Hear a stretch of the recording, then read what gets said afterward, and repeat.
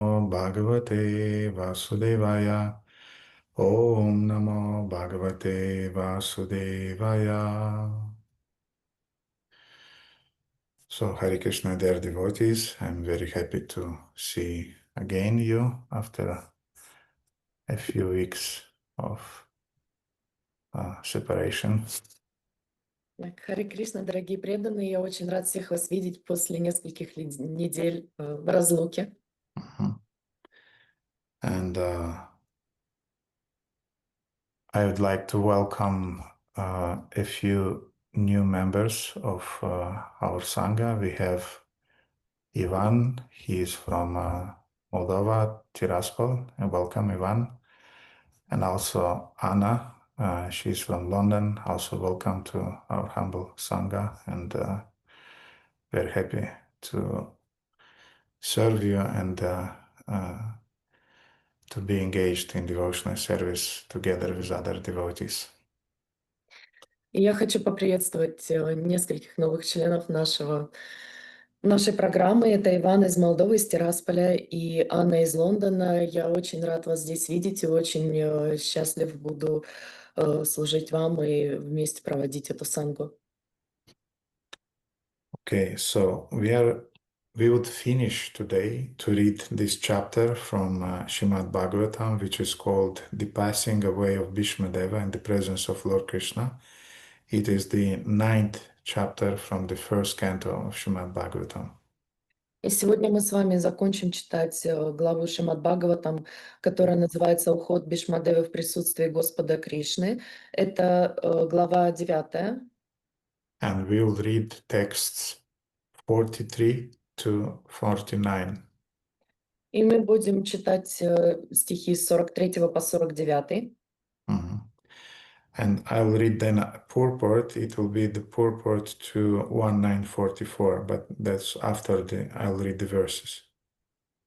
И я буду читать комментарии к 1.9.44, но это будет после того, как я прочитаю все стихи. So, Sutta Vacha, Krishna evam Bhagavati Manavak Drishti Vrittibhi Atmanyatmanam Aveshaya Sonta Swasa Uparamat. Sutta Goswami said, thus Bhishmadeva immersed himself in the Super Soul, Lord Shri Krishna, the Supreme Personality of Godhead, with his mind, speech, sight, and actions, and thus he became silent, and his breathing stopped. Sampadya manamam agyaya bhishmam brahmani nishkale sarve bandhuvaste tushnim vayam shiva dinatyaye. Knowing that Bhishmadeva had merged into the unlimited eternity of the Supreme Absolute, all present there became silent like birds at the end of the day. Tatra dunda bayane dur deva manava vadita Sasamshu sadhavorajñam katpetu pushpa vrishtaya. Thereafter both men and demigods sounded drums in honor, and the highest royal order commenced demonstrations of honor and respect, and from the sky fell showers of flowers. Tasya nirharanandini sampirastasya bhargava yudhishthira karitya tva Muhurtam Dukito Bhavat. O descendant of Brigo Saunaka, after performing funeral rituals for the dead body of Bhishmadeva, Maharaj Yudhishthira was momentarily overtaken with grief. Tushtuvur Munayo Hrishta, Krishnam Tat Guhyanamabi, Tataste Krishna Hridaya Swashramam Prayayupuna. All the great sages then glorified Lord Shri Krishna, who was present there, by confidential Vedic hymns. Then all of them returned to their respective hermitages, bearing always Lord Krishna within their hearts. Tato Yudhishthiro Gatva Saha Krishna Gajavayam Pitaram Santavayam Asha Gangadam Cha Tapasvinim. Thereafter, Maharaja Yudhishthira at once went to his capital, Hastinapura, accompanied by Lord Shri Krishna, and there he consoled his uncle and aunt Gandhari, who was an ascetic. Pitra Chamunayo Raja Vasudevana Modita Chakara Rajyam Dharmina Pitrir Paitimaham Vibho. After this, the great religious king Maharaja Yudhishthira executed the royal power in the kingdom strictly according to the codes of royal principles approved by his uncle and confirmed by Lord Shri Krishna. So let's go to the 1944. А теперь давайте вернемся к 1944. And Srila Prabhupada is writing, to enter into or to become merged into the unlimited eternity of the Supreme Absolute means to enter the original home of the living being. The living beings are all component parts and parcels of the Absolute Personality of Godhead, and therefore they are eternally related with Him as the servitor and the served. The Lord is served by all His parts and parcels as the complete machine is served by its parts and parcels. Any part of the machine removed from the whole is no longer important.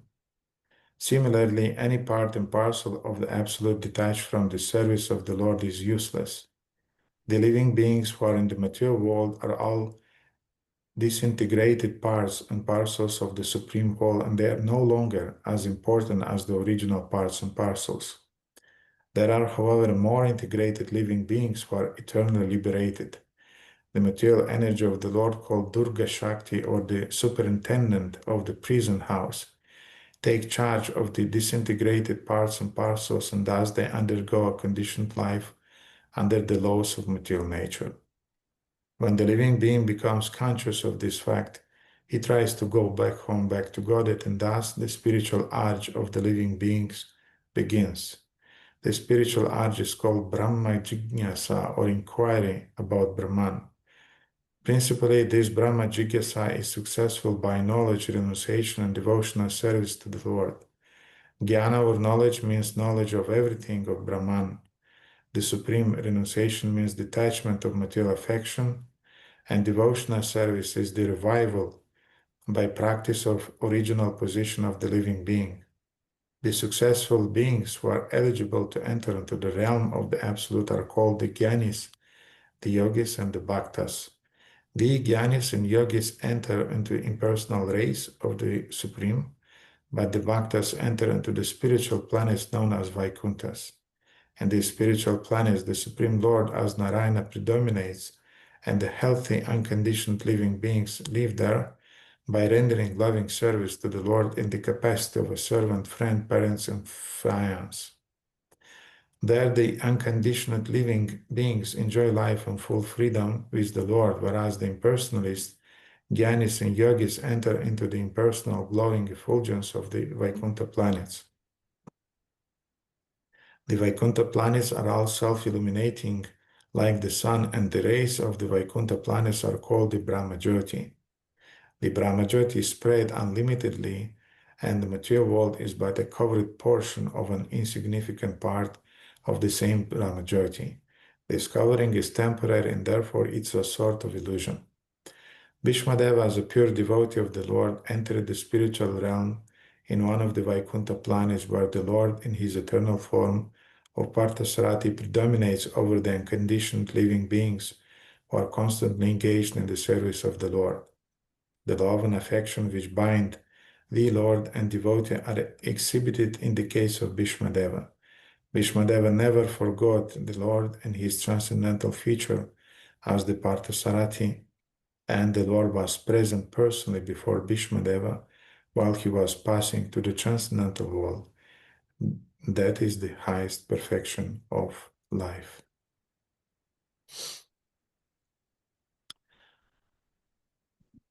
Om Jnana-timirandasya Jnananjana Shalakaya Chakshurum Militam Mina Tasmai Shri Gurave Namaha Shri Chaitanya Manobhishtam Sthapitamina Bhutale Swayam Rupakaramaham Dadati Swapadantikam Vanchakalpatarabhishcha Kripa Sindhubhaivacha Patitanam Pavanibhyo Vaishnavibhyo Namo. Jai Shri Krishna Chaitanya Prabhu Nityananda Shri Advaita Gadadhara Shivasadi Gaura Bhakta Vrinda. Hare Krishna Krishna Krishna Hare Hare, Hare Rama Rama Hare Hare. Gurave Gaura Chandraya Radhikaya Tadalaya Krishna Bhaktaya Tad Bhaktaya Namo Namaha. Hari Om Tat Sat. So the verses that we read today are describing the end of this dramatic event that took part with Yudhishthira Maharaj after the Kurukshetra war. Итак, стихи, которые мы с вами прочитали, знаменуют собой окончание того драматического события, которое происходило в том числе с Юдхиштирой на поле битвы. We see the effect of sadhu sangha in this story. Мы видим эффект садхусанги в этой истории. We see also that sadhu sangha is giving hope and is giving consolation. Мы видим, что садхусанга дает нам надежду и также утешение. And in his very anxious situation when Maharaja Yudhishthira was regretting that a lot of people were killed on the battlefield of Yudhishthira just to make him the emperor, he got the full consolation and inspiration from Bhishmadevы, who just passed away. И когда Юдхиштира был обеспокоен тем, что на поле битвы полегло множество людей, и только для того, чтобы сделать его императором, он получил в полной мере утешение от Бхишмадевы. And so this is a story with a happy end. Итак, это история со счастливым концом. Because Yudhishthira could restore his self-confidence that he actually did the right thing to protect the Dharma and to protect the citizens of his kingdom and actually to protect the whole world. Потому что Юдхиштира успокоился тем, что он защищал Дharму и делал это все на благо всех людей, находящихся там, и на благо всего мира.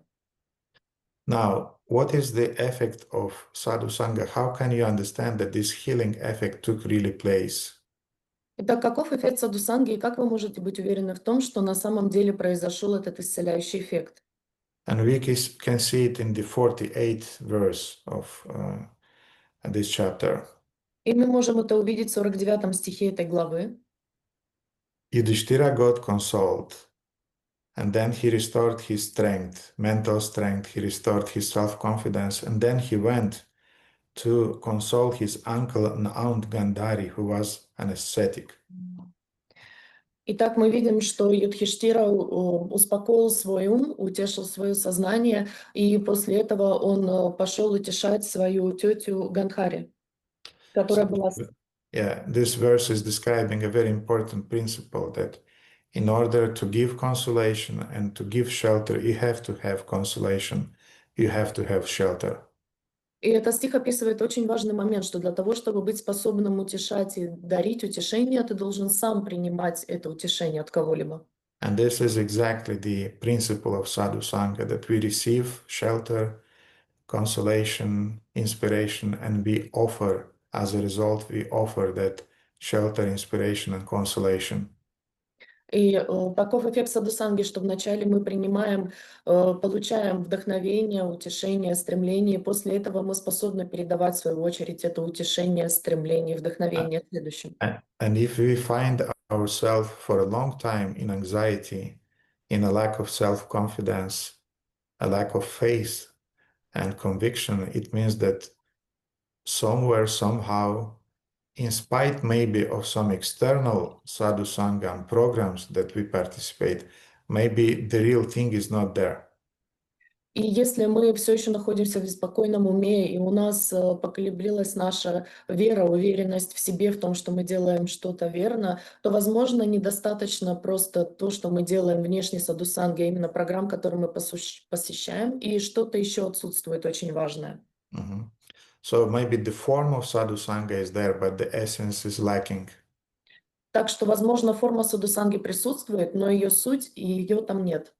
But be assured that whenever there is sadhu sangha is happening, you feel consoled, you feel that your self-confidence is restored and your face is restored. But if these things are lacking, it means that sadhu sangha is not happening. You are either avoiding it or you don't put your heart into it, whatever the reason, but it is not there. И будьте уверены в том, что садхусанга по-настоящему происходит, если вы чувствуете, что ваша уверенность в себе возрастает, что ваш ум успокаивается, что вы чувствуете утешение. Если этих трех вещей нет, то это означает, что вы просто общаетесь о садхусанге, ее сути там нет. Возможно, вы просто недостаточно в это погружены, не кладете туда свое сердце, не вкладываете свою душу, но чего-то там нет. Mhm. You remember we spoke that our heart should be like a stone when we are in a satsanga, and our hearts should be like a sponge when we are in the sadhusanga. Вы помните, что мы говорили, что наше сердце должно быть подобно камню, когда мы находимся в асатсанге, и оно должно быть подобно впитывающей губке, когда мы находимся в саду-санге. Mhm. Now, in 1944, Srila Prabhupada is writing, Так, в 1.9.44 Шрила Прабхупада пишет: Bhishmadeva never forgot the Lord and his transcendental feature as the Parthasarathi, and the Lord was present personally before Bhishmadeva while he was passing to the transcendental world. That is the highest perfection of life. Бишмадева всегда помнил Господа в его трансцендентном образе Партхасарадхи, а Господь лично находился перед Бишмадевой, когда тот уходил в трансцендентный мир. Таково высшее совершенство жизни. In some way, we can ask what was the Sangha of Bhishmadeva. И мы можем себя спросить, какова была садхусанга Бишмадевы. And this purport is explaining that Krishna was the Satsanga of Bhishmadeva. И этот стих объясняет, что Кришна был садхусангой Бишмадевы. I'm sure Bhishmadeva had many friends, and he was close to Dronacharya and Kripacharya. Я уверен, что у Бишмадевы было много друзей, он был близок с Дроначарьей, с Крипачарьей. But yet he had a special friendly relationship with Krishna. His general dasa was Dasya, but he had this full dependence of the Lord in a friendship mindset. Но у него были очень близкие дружественные отношения с Кришной, и его, в общем, его даса была дасья раса, и поэтому он был ему предан в этой расе полностью всем своим умом и своим существом. Mhm. Like, for example, it is said that our relationship with the spiritual master is called Vishwambena Guru Seva. Но и говорится, что наши взаимоотношения с духовным учителем называются Вишма Пхена. Vishwambena. Vishwambena Guru Seva means that it's a mood of servitude, but in the frame of friendship. Это называется умонастроением служения, но в рамках дружбы. Mhm. So that's exactly what Bhishmadeva felt towards Sri Krishna. И это именно то, что чувствовал Бишмадева по отношению к Шри Кришне. He never forgot the Lord. In this feature of Parthasarathi, Krishna, who is driving the chariot of Arjuna. И он всегда помнил Господа в его образе Партхасарадхи, который описывает, как он был колесничем Арджуны. Mhm. And the Lord reciprocated with Bhishmadeva by being present before him at the most crucial time of his life when he was leaving his body. И Кришна отвечал ему взаимности в самый ключевой момент его жизни, когда он покидал свое физическое тело. Mhm. So in our current age of Kali, when moral values are often compromised, Bhishma's life serves as a guiding light for us, as an example for us. И в этот век Кали, когда моральные устои упали очень низко, пример Бишмадевы может быть для нас светом, своего рода маяком для того, чтобы направлять нас. His uncompromising adherence to the truth his selfless service.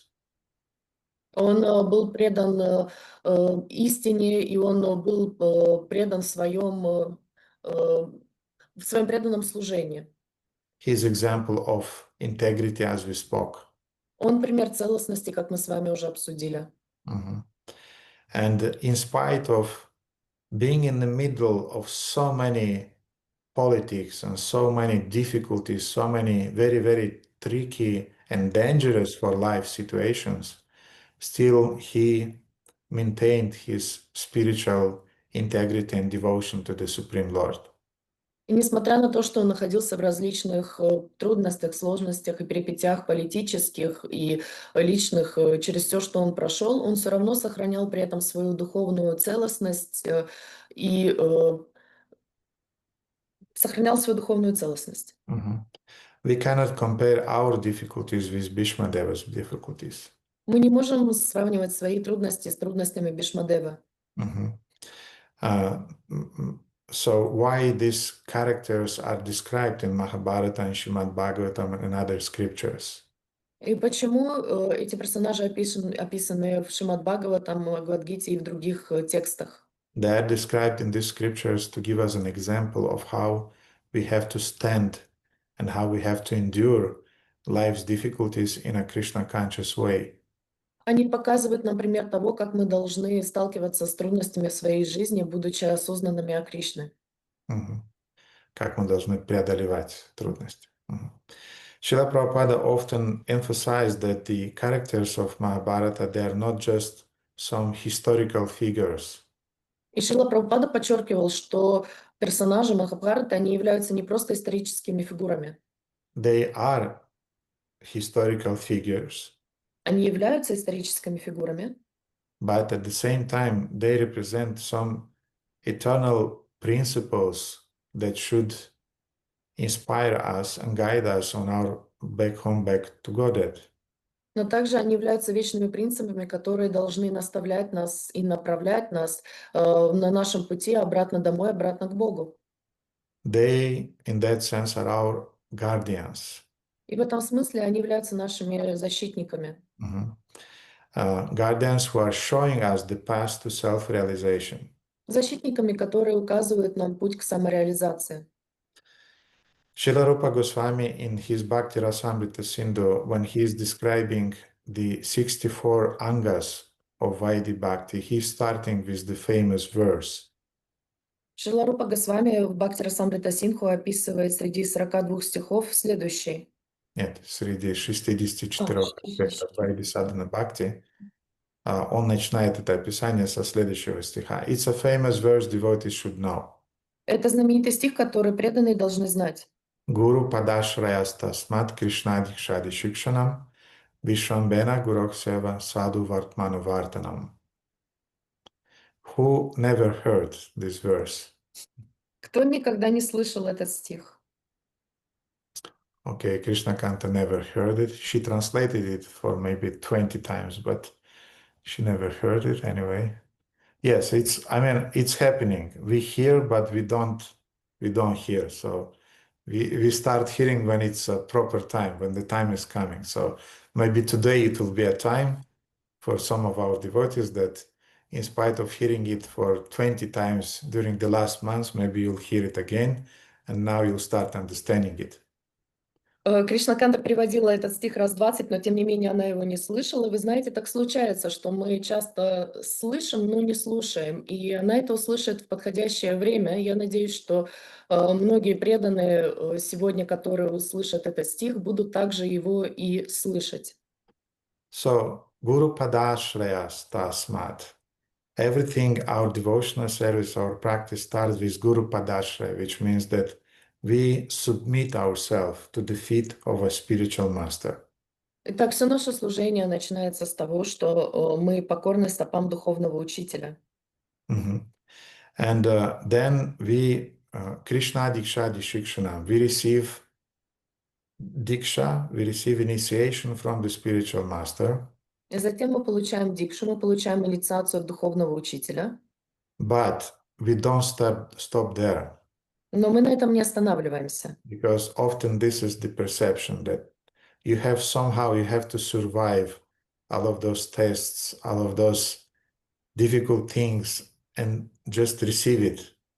Потому что такое наше восприятие, что мы должны прожить все эти тесты, преодолеть все эти трудности только для того, чтобы получить ее. No, Diksha is just the initiation, which means the beginning. Нет, дикша означает инициация, которая означает начало. The beginning of what? Начало чего? The beginning of Shiksha, which means education, systematical education. Начало шикши, то есть систематического обучения. So, Guru Padashrayas Tasmat Krishna Dikshadi Shikshanam, you accept the shelter of the spiritual master, you receive initiation, then you receive education under the guidance of your spiritual master. Итак, вы получаете прибежище у своего духовного учителя, а затем вы получаете обучение под наставлениями этого духовного учителя. Then the Rupa Goswami is describing, then you have to go on serving your spiritual master. Зачем Рупа Госвами говорит, что вы должны продолжать служить своему духовному учителю? Because to the degree that you go deep in your service mood, to that degree, your education transforms into realized knowledge. Потому что чем больше вы погружены в служение своему духовному учителю, ваше служение превращается в реализованное знание. And he's saying, Vishvambena Guruksheva, you should serve your spiritual master as a servant and as a friend also. Вы должны служить своему духовному учителю как слуга и также как друг. So the spiritual master is our ever well-wisher. Итак, наш духовный учитель, наш вечный благожелатель. But we also as disciples should be the ever well-wishers of our spiritual masters. Но мы также должны быть вечными благожелателями наших духовных учителей. And then the verse is saying, but we don't stop there. И потом стих говорит, но и на этом мы не останавливаемся. Because there is the fourth very important element. Потому что далее следует четвертый очень важный элемент. Which is called Sadhu Vartmanu Vartanam, which means follow on the footsteps of the previous acharyas. Которое называется Саду Вартману Вартманам, следование по пути святых. So yes, Sadhu Vartmanu Vartanam, which means following the path of saints. Sometimes Prabhupada also translates it as following the path of previous acharyas. Итак, следование по пути святых, и Шрила Прабхупада также называет это следование по пути предыдущих ачарьев. And we have two kinds of sadhu. We have sadhus that are present today, and we have previous sadhus that were present previously and were living their teachings that are helping us to advance today. У нас есть два типа саду, которые присутствуют и живы сейчас с нами, и те саду, которые уже сейчас не здесь, но они оставили нам наследие, свое знание. So the first three angas of devotional service specifically pertain to the guru. Итак, первые три санги, они специфически относятся к духовному учителю. His service, his instructions, and his shelter. И служение ему, наставление его и его прибежище. This is the first step in our spiritual life. Это первый шаг в нашей духовной жизни. If this step is omitted, then all of our other practices, like hearing and chanting and everything else, are just futile. И если это отсутствует, то все наши практики чтения, воспевания, они становятся бесполезными. Because without a living relationship with the spiritual master, we are lost. We are like a ship without a rudder or a captain. Мы становимся, потому что без духовного учителя мы потеряны, мы подобны кораблю без радара, без маяка. And или без капитана. But the fourth anga, so the three were connected with the spiritual master, but the fourth anga, Sadhu Vartmanu Vartanam, means to build our relationship with present and previous sadhus, also a crucial point. И Но первые 3 анги были связаны с духовным учителем, но 4-я, она связана с саду. То есть, мы должны строить отношения с настоящими саду, которые присутствуют здесь, или с предыдущими. And of course, there are different levels of sadhus present today. И существуют различные уровни саду, которые присутствуют сейчас. Mhm. Bhakta Joe, who just joined yesterday to our community, he's also a sadhu. Бхакта Джо, который присутствовал вчера в нашем сообществе, он тоже является саду? Я переведу. Знаешь, что? Бхакта Джо или, я не знаю, Бхакта Вася, который присоединился вчера к нашей общине, он тоже саду. And such and such Dasa, who is for 40 years in Krishna consciousness, he's also sadhu. But of course, between them, there is a big difference. И тот, который присоединился к нам 3-4 года назад, он тоже саду, но есть разница. Mhm. And some of the sadhus will play a crucial role in our spiritual life. Other sadhus will not play such an important role, but they are still sadhus. И некоторые саду будут играть ключевую роль в нашей жизни, но другие не будут играть такую ключевую роль, но все равно они будут иметь значение. And we have to build our relationship with them. И мы должны строить свои взаимоотношения с ними. Sadhu Vartmanu Vartanam, which means we have to follow their footsteps. Саду Вартману Вартману, что означает, мы должны следовать по пути, по их пути. Mhm. Because sometimes even Bhakta Joe can give you consolation and give you strength and self-confidence. Потому что даже Бхакта Джом, Бхакта Вася, Вася могут дать вам утешение, наставление и прибежище. What to speak of very, very advanced devotees. Что уж говорить о очень продвинутых преданных. Mhm. So this sadhu vartmanu vartana is very important. It's crucial for our spiritual advancement. Итак, это саду Вартману Вартманам, она очень важна, это ключевой момент для нашего духовного развития. Uh, when we spoke about it, maybe we spoke it on Wednesday, Krishna Bhakti Janma Mula Hoya Sadhu Sangha. I don't remember exactly, but it's the, yes, on the all of, yeah, maybe on Wednesday we spoke. On the all of the levels of our spiritual advancement, Sadhu Sangha remains the root cause of our spiritual advancement. Мы говорили об этом в среду, что из всех наших духовных достижений садхусанга является коренной причиной, корнем всех этих, всего духовного роста. Mhm. And be attentive now, because sometimes we have the tendency only to build our relationship with our Gurudev, Guru Maharaj, and that's it. Будьте сейчас очень внимательны, потому что у нас есть тенденция строить свои взаимоотношения только с нашим гуру, Гуру Махараджем. Mhm. But Rupa Goswami is saying, yes, this is fine, this is absolutely correct, Рупа Госвами говорит, да, это правильно, это совершенно верно, but you have to do the fourth thing also. но вы должны выполнять 4 вещи также. Четвертую вещь, the fourth one. So sadhu vartmanu vartanam, you have to follow in the footsteps of previous sadhus or the modern contemporary sadhus. Вы должны следовать по пути предыдущих ачарьев святых или современных ачарьев святых. Otherwise, you'll have the tendency to remain very, very sectarian. Иначе у вас будет склонность оставаться очень сакральным. Mhm. So this is my sect, this is my guru, are his followers. I don't want to know anything else beside him. Это мой сектор, это мой гуру, его ученики, последователи, больше меня никто не интересует. Or without sadhu vartmanu vartanam, we'll have the tendency to remain proud. Или без саду Вартману Вартмана у нас будет склонность быть горделивыми. Mhm. And like there is this saying in Sanskrit, Amar Guru, Jagat Guru, that my Guru is the best Guru. Или есть эта поговорка Амат Гуру, Джанат Гуру, что мой гуру самый лучший гуру. Mhm. Or we'll have the tendency to transform our Guru Seva into a personality cult. Или у нас будет склонность трансформировать нашу гуру Севу в личностный культ. Mhm. Личности. So to help us avoid these kind of obstacles, Rupa Goswami is saying, sadhu vartmanu vartanam, follow in the footsteps of sadhus.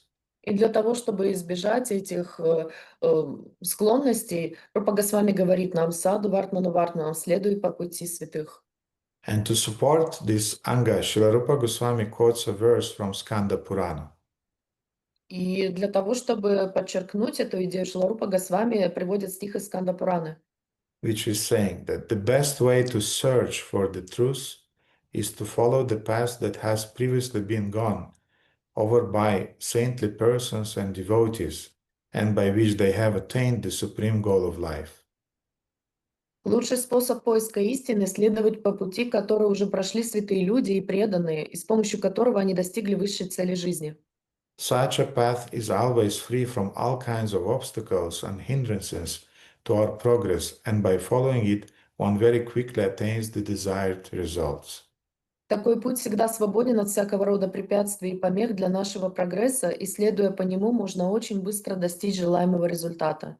So by following on the footsteps of previous acharyas or modern sadhus, Итак, следуя по пути предыдущих ачарьев или современной саду, by meditation, by praying, by veneration, and by concentrating on their teachings and following their examples also, медитацией, поклонением, восхвалением, а также следуя принципам, которые были у них, and by applying their teachings practically in our lives, и на практике применять учения, которые они нам оставили в своей жизни, mhm, we invoke a kind of like inner communion with them. мы призываем в себе внутреннее слияние с ними. Our hearts align with their hearts. Наши сердца становятся сонаправленными с их сердцами. Mhm. And as a result, we access their inner spiritual life, their inner spiritual realizations. И тогда мы впитываем их внутреннюю жизнь, их внутренние реализации. We are getting access to bhajana rahasya, which means to the hidden truths of their bhajana, of their spiritual life. И мы получаем доступ к баджана рахасе, то есть к их внутреннему духовному стремлению, к их внутренней духовной жизни. So during this little seminar on Bhishmadeva's life, Итак, во время этого небольшого семинара по поводу жизни Бхишмадевы we were contemplating many situations that Bhishmadeva had to endure during his life. мы рассматривали многие ситуации, с которыми Бхишмадеве пришлось столкнуться в своей жизни. Mhm. And he, as I said, from the external point of view, he committed some mistakes here and there for which even Krishna was a kind of like chastising him. И с внешней точки зрения он совершал небольшие ошибки здесь и там, за которые даже Кришна его порицал. So we can say that he was at a war Можем сказать, что он был на войне, in which he had many battles, в которой у него было много битв, and some of those battles he lost. и некоторые из этих битв он проиграл. For example, the situation with Draupadi. Например, ситуация с Драупади. Definitely, he had to, I mean, he had to be involved, and he had to beat Duryodhana and Dhritarashtra there right on the spot. At least that we are thinking that that's exactly what we would do. И, конечно, по-хорошему он должен был быть вовлечен в эту ситуацию, он должен был побить Дурьёдану и Дритараштру. Именно так мы бы поступили на его месте, так мы думаем. В той ситуации, когда раздевали Драупади. So this situation was a kind of like command, Bhishmadeva. So, you know, this vow of sticking to your faithfulness to the throne of Hastinapur command. A woman is stripped off now. She's put it down, you know, she's offended. Come on, Bhishma. Мгм. Мы можем сказать: ну что ты, Бишма, ты не видишь, что женщину сейчас унижают, раздевают, оскорбляют. В такой ситуации почему ты должен придерживаться этой клятвы, данной трону Хастинапуру? Давай же делай что-нибудь. But Bhishma was perplexed and he was a kind of like stunned. We don't know what happened in his heart. He could not believe his eyes that this is really happening, you know. And then his vows that he took, and he was perplexed. Но Бишмадева, он просто остолбенел, застыл, окаменел, он не мог поверить своим глазам, что происходит сейчас в этом моменте, и плюс его клятва трону Хастинапура, он просто окаменел. Mhm.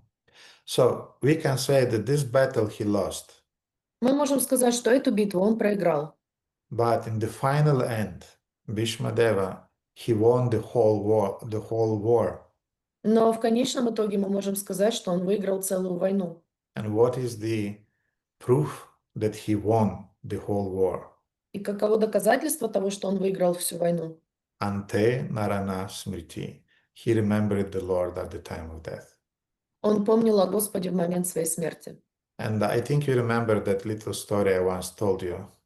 Я думаю, что вы помните эту небольшую историю, когда я вам однажды рассказал. That once in Jagannath Puri there was a saint who was prized by all the people around that you are a great saint, that you are a great devotee, and we are offering our obeisances to you. Что в Джаганнатпуре был святой человек, которого все восхваляли, что, что ты святой, ты идеальный, прими наши поклоны. Mhm. And this saint was tolerating this for a while, И этот святой как-то терпел это какое-то время. but then one day when the crowd was really big and they prized him, he said, Но когда толпа по-настоящему была большой в один момент, и они все его хвалили, он сказал: "Am I a saint or no? I don't know. святой я или нет, я не знаю. At the moment of my death, if I will remember the holy name of the Lord and if I will chant it, it will be the proof that I am a saint. В момент смерти, если я буду помнить о святом имени Господа и буду его воспевать, это будет доказательством того, что я святой. But meanwhile, there is no proof, so please leave me alone." А до того момента нет никаких доказательств, поэтому оставьте меня в покое. So people left him alone after И that. и после этого люди оставили его в покое. Mhm. So in that sense, Bhishmadeva, he proved that he was a great devotee, that he was one of those 12 Mahajanas in the universe. И в тот момент Бишмадева доказал, что он был великим преданным, был одним из тех 12 махаджан Вселенной. His last words, his last thoughts, his last sentiments, everything was fixated on the beautiful form of Shri Krishna. Все его мысли, все его чувства, все было сосредоточено в последний момент на Господе Шри Кришне. And even by this, he's teaching us what is the final exam that we will have to pass in our lives. И таким образом он учит нас, какой у нас будет последний экзамен в нашей жизни. Mhm. Because the way we will pass that last exam will determine our future life. Потому что вот в зависимости от того, как мы сдадим этот последний экзамен, это определит нашу будущую жизнь. So those of you who are regularly listening to my humble classes, maybe you remember I was speaking that there are 5 factors that are determining our future reincarnation or our future life.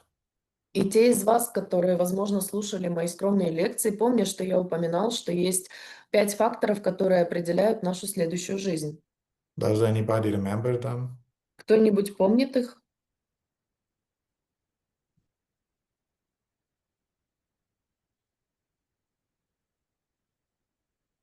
Okay, very good. Nobody. It's a good opportunity to remind you then. Да, хорошо, никто не помнит. Это замечательная возможность напомнить вам об этом. Okay, Daya is remembering. Daya, can you please enumerate all of them or some of them? Да, я помню. Да, можешь несколько из них назвать или все? Turn on the mic. We cannot hear you. Oh, okay, it's on. Can you Yeah. hear me? Yeah, now we Okay, can. Hare Krishna. The last thought before death, the karma, the beliefs and intention of a person, the desires of a person. And one also very important. I don't remember. I'm sorry. Anyway, you did well. You remember 4 of them. Thank you very much, Daya. Thank you. А, Так, она сказала желание, мысли, стремления, и еще одно она не назвала, которое она не помнит, но тем не менее она назвала 4 Uh-huh. момента из 5. And Yamuna, you remember the fifth one? Ему напишешь 5? Și de Krishna, de persoana supremă divină, într-o formă sau alta, sau de Gurudev. Памятование о Кришне или о Гурудеве в той форме или иной. Yeah, she said the thoughts about Krishna or about the Gurudev at the time of leaving the body. Yes, but that's included in the thoughts. So our last thoughts will determine our future. Да, это последние мысли о том, что во время смерти, что это о Гурудеве или о Кришне, да, но это входит в понятие мысли. Okay, so let's remind ourselves about those let's say, 5 elements that will determine our future life. Ну, хорошо, давайте напомним себе об этих 5 элементах, которые определят нашу следующую жизнь. Daya forgot the first one.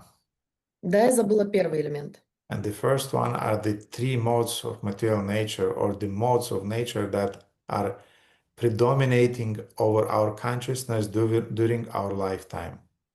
Это гуны материальной природы или гуны, в которые больше всего оказывают влияние на наше сознание в этой жизни. Some people are very happy, Некоторые люди очень счастливы, satisfied. удовлетворены. Some people are very agitated. Некоторые очень беспокойны. They're always striving to improve things, to control, to manipulate. Они всегда стремятся улучшить что-то, контролировать вещи. They're afraid of something, trying to avoid it. Боятся чего-то, пытаются этого избежать. And there are other people who are always angry, always depressed, И есть другие люди, которые всегда злятся, которые всегда в депрессии or always quarrelsome. или всегда ссорятся с кем-то. These are the influence of 3 modes of nature. Это все 3 года влияния 3 гун природы. And we are choosing which mode will dominate our consciousness. И мы выбираем, какая гуна будет влиять на наше сознание. We are choosing to be angry and to be revengeful, Мы выбираем быть гневным и мстительным, or we are choosing to be forgiving and to be peaceful. или прощающим и мирным, And to be thankful. или быть благодарным. We are choosing the channel. Мы канал выбираем. It's not that our mind is choosing it. Не то, чтобы наш ум это выбирал. No, we have to learn how to control that mind and to choose the proper channel. Нет, мы должны научиться контролировать этот ум и выбирать подходящий канал. If we do not do it during the lifetime, then at the time of death, most probably will be influenced by fear, which is a consequence of the mode of ignorance. И если мы не будем сознательно делать это на протяжении всей жизни, то в конце ее нами будет двигать страх, который является преобладающей гуной тамаса. And then don't tell me that I'm not afraid of death and whatever happens. И не надо мне тут говорить, что вы не боитесь смерть, будь что будет. When it is coming, Когда она подходит, you really get scared. вы по-настоящему боитесь. So to confirm that this is a crucial factor which is determining our future life, let's see a verse from Bhagavad Gita 14:18. И для того, чтобы подтвердить тот момент, что это является определяющим фактором для нашей будущей жизни, давайте обратимся к Бхагавад-гите 14:18. Krishna is saying, Urdvam gachanti sattvasto madhyeti shtani rajasa jaganya guna vrittisto ado gachanti tamasa. Those situated in the mode of goodness gradually go upward to higher planets. Те, кто находится в гуне благости, кто пребывает в гуне благости, после смерти поднимаются на высшие планеты. Those in the mode of passion live on the earthly planets. люди в гуне страсти остаются на земных планетах. And those in the abominable mode of ignorance go down to the hellish worlds. А те, кто находится под влиянием низшей из гун, отвратительной гуны невежества, попадают в адские миры. So obviously, guna is determining our future. То есть, очевидно, гуна определяет наше будущее. Now, the second element that is determining our future, obviously, is our karma. Второй элемент, который определяет наше будущее, это карма. Karma means the consequences or the reactions for our fruitive activities in this material world during our lifetime. Карма означает последствия или плоды активной деятельности, которые мы были заняты в этой или предыдущих жизнях. Mhm. So not only the reactions in this life, from this life generated in this life, but also from the previous lives. Итак, плоды деятельности, которые были совершены не только в этой жизни, но и в предыдущих жизнях. And we have a very beautiful verse which is elaborating on that point. It's from Srimad Bhagavatam 6:16:6. И есть очень красивый стих, который в деталях описывает этот момент. Это стих из Шримад Бхагаватам 6.16.6.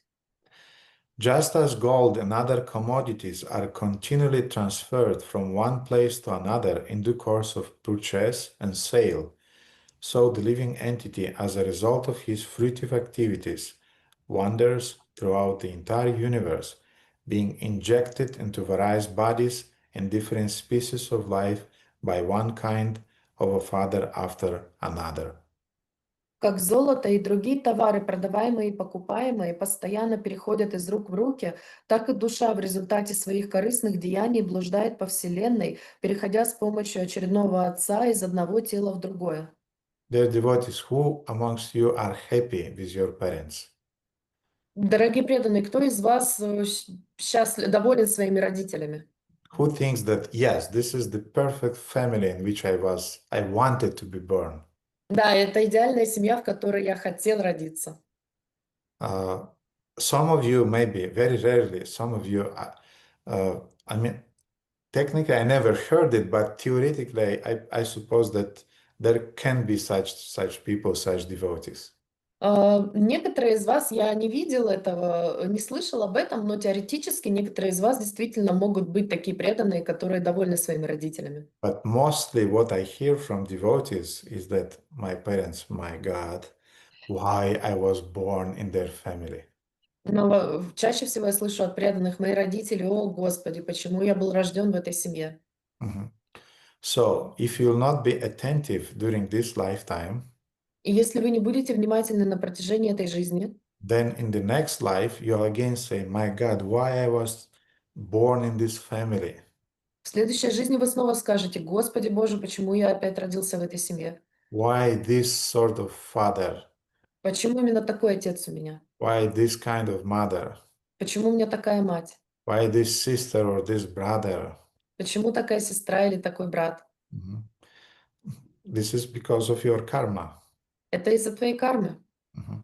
This is because you had anatmya, which means you did not identify yourself with the family of devotees. Потому что у вас была анатмия, вы себя не ассоциировали с семьей преданных. Because if you consider that my real family are the devotees, Потому что если вы будете считать, что моя настоящая семья — это преданные, in spite of them being harsh with me sometimes, несмотря на то, что иногда они со мной обращаются грубо, sometimes they're correcting me in a strict way. иногда они меня строго поправляют, Sometimes I get hurt, because they're saying some even stupid things about me. иногда они причиняют мне боль, говоря какие-то глупые вещи обо мне. But in spite of that, if still I remain chaste towards the family of devotees, to the Sangha of devotees, then most probably in next life, if you'll not attain Krishna, you'll be born in a family of devotees. Но если я буду верен преданным, семье преданных и садхусанге, то, скорее всего, даже и после своей смерти, если я не попаду обратно к Кришне, то я рожусь в семье преданных. Mhm. You see, there is a very nice picture Ramananda has on his window here in Zoom. У Рамананды есть очень красивая картинка здесь в Зуме. So this is exactly what it means to feel happy in the family of devotees. Это именно то, что означает быть счастливым в семье преданных. If you always feel like that, even if you'll not attain perfection in this lifetime, in next lifetime, Krishna will arrange again your sangha, your family of devotees. И если вы будете находиться в этом умонастроении, то несмотря на то, что вы не освободитесь после смерти, вы будете рождены опять в семье этих преданных. Now they are devotees. It doesn't mean that we should not respect our parents and we should not love them. No, we should respect and we should love them. Но, дорогие преданные, это не означает, что мы не должны любить и уважать своих родителей. Нет, мы должны их любить и уважать. And we have to be Krishna Kanta признательным. Grateful. Grateful. We have to be grateful to them. И мы должны быть им признательны. But at the same time, if at one at night somebody is asking you, tell me, who are you and what is your first name and last name? Но если кто-то в час ночи спрашивает нас, кто ты, какое у тебя имя и фамилия, You should not say Jiku Popescu as a reply. вы не должны отвечать Вася Пупкин, когда вы отвечаете. Thank you, Krishna. I did translated it into Russian. Спасибо, Кришна Канта. Я должен был услышать перевод на русский этого. You should say, my name is such and such Dasa. I am the servitor of my spiritual master in the family of other devotees. Вы должны сказать, я такой-то, такой-то Даса, я смиренный слуга, преданный своему Гурудеву. Now, the third factor that will determine our next future Итак, третий фактор, который определит наше будущее, is our life's concepts. это наши жизненные концепции. And generally it means our religion, our faith, Это означает, в общем, наша религия, наша вера, our philosophy, наша философия, level of our integrity, уровень нашей целостности, and our moral and spiritual qualification, наша моральная и духовная квалификация. And Krishna is speaking about that indirectly in the Bhagavad Gita 9.25. И Кришна косвенно говорит об этом в Бхагавад-гите 9.25. Yanti deva vrata devan pitrin yanti pitrin vrata bhutani yanti bhuttejya yanti madhyajinopi imam. He's saying, those who worship the demigods will take birth amongst the demigods. Те, кто поклоняются полубогам, родятся среди полубогов. Those who worship the ancestors go to ancestors. Поклоняющиеся предкам отправятся к предкам. Those who worship ghosts and spirits will take birth among such beings. Те, кто поклоняется духам и привидениям, окажутся в этих формах жизни. And those who worship me will live with me. Те же, кто поклоняются мне, будут жить со мной. Now, on the level of declaration, we are Krishna Bhaktas, yes? Итак, на уровне декларирования мы являемся Кришна-бхакты, так? But what are you thinking about when, for example, you see that there is a second before an accident on a highway? Но о чем вы думаете, когда до катастрофы на шоссе остается 1 миллисекунда? What are you remembering? Что вы вспоминаете? Some dirty words, maybe, Какие-то скверные слова, возможно? where you are just saying mama, Или вы говорите мама, or father, папа or husband. или муж? What are you remembering? Что, о чем вы вспоминаете? So on the declarative level, yeah, I'm Krishna Bhakta, I'm a devotee of Krishna. На уровне декларации, да, являюсь Кришна-бхакта, я преданный Кришны. On the level of my religion. На уровне моей религии. But on the level of your inner conviction, who are you? Но на уровне своего внутреннего убеждения, кем вы являетесь? I know sometimes devotees, they are getting mad on Krishna. Я знаю, что преданные иногда злятся на Кришну. Why Krishna did not help me to pass that exam in the university? Почему Кришна не помог мне сдать этот экзамен в университете? Why I did not get this salary or promotion on my job? Почему я не получила эту зарплату или продвижение по работе? Why I got sick? почему я заболела. And this can happen for 2-3 months. You can see that this devotee is mad on Krishna now. So don't touch that subject. И вы можете это через 2-3 месяца увидеть, что вот этот преданный, он сейчас разгневан на Кришну, лучше сейчас не поднимать эту тему. Mhm. So again, because on the level of declaration, we are Krishna Bhaktas, but on the level of our inner convictions, we are still going into that direction. Так, на уровне декларации, да, мы являемся Кришна-бхактой, но на уровне внутреннем мы еще стремимся к этому уровню. Or sometimes devotees, they are kind of like on their altar at home, they have a picture of Krishna, Или преданные, у которых дома на алтаре есть изображение Кришны, but all of their kavachas, all of their malas, they're kind of like rudrakshas, and this and that kavacha. And the mantras they're chanting to Lord Shiva, to Parvati, to Durga, to Ganesh. но у них есть, у них мало, у них на шее висят рудракша, кавачи, которые не имеют отношения к Кришне, они поклоняются или воспевают мантры Шивы, Дурги, Ганеши. So what I want to say is that at the time of your death, not your declaration would be considered, but your inner faith, your inner dependence will be taken into account. Что я хочу вам сказать, что во время смерти не то, что вы провозглашаете, ваша декларация будет засчитываться, а то, к чему вы привязаны внутренне, где вы приняли прибежище, вот это будет засчитываться. So if at the moment you cut your finger and you immediately exclaim Krishna, or when you are burning your hand cooking and you're saying Krishna, it means that, okay, you are doing good. Так, если вы порезали себе руку и воскликнули Кришна, или обожглись на кухне и воскликнули Кришна, то с вами все хорошо. But if you are screaming Mama, or you are screaming at your husband, get away from here, because of you, I got it. Но если вы кричите «мама» или начинаете ругаться на своего мужа, уйди отсюда, это из-за тебя произошло.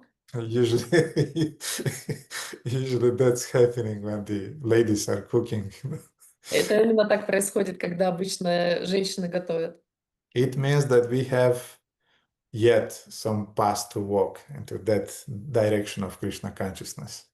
Это означает, что у нас есть еще путь, который мы должны пройти в сознании Кришны. Mhm. Now, the fourth factor is our aspirations, our desires, what we really want in our life. This will determine our next future or next life. Четвертое — это наши стремления и наши желания, которые повлияют на нашу следующую жизнь. Here we can include our attachments that we are cultivating during the lifetime. И сюда мы можем также отнести привязанности, которые мы культивируем на протяжении этой жизни. And there is a very interesting verse in Srimad Bhagavatam, 2 verses. It's 4:29, 30, 31.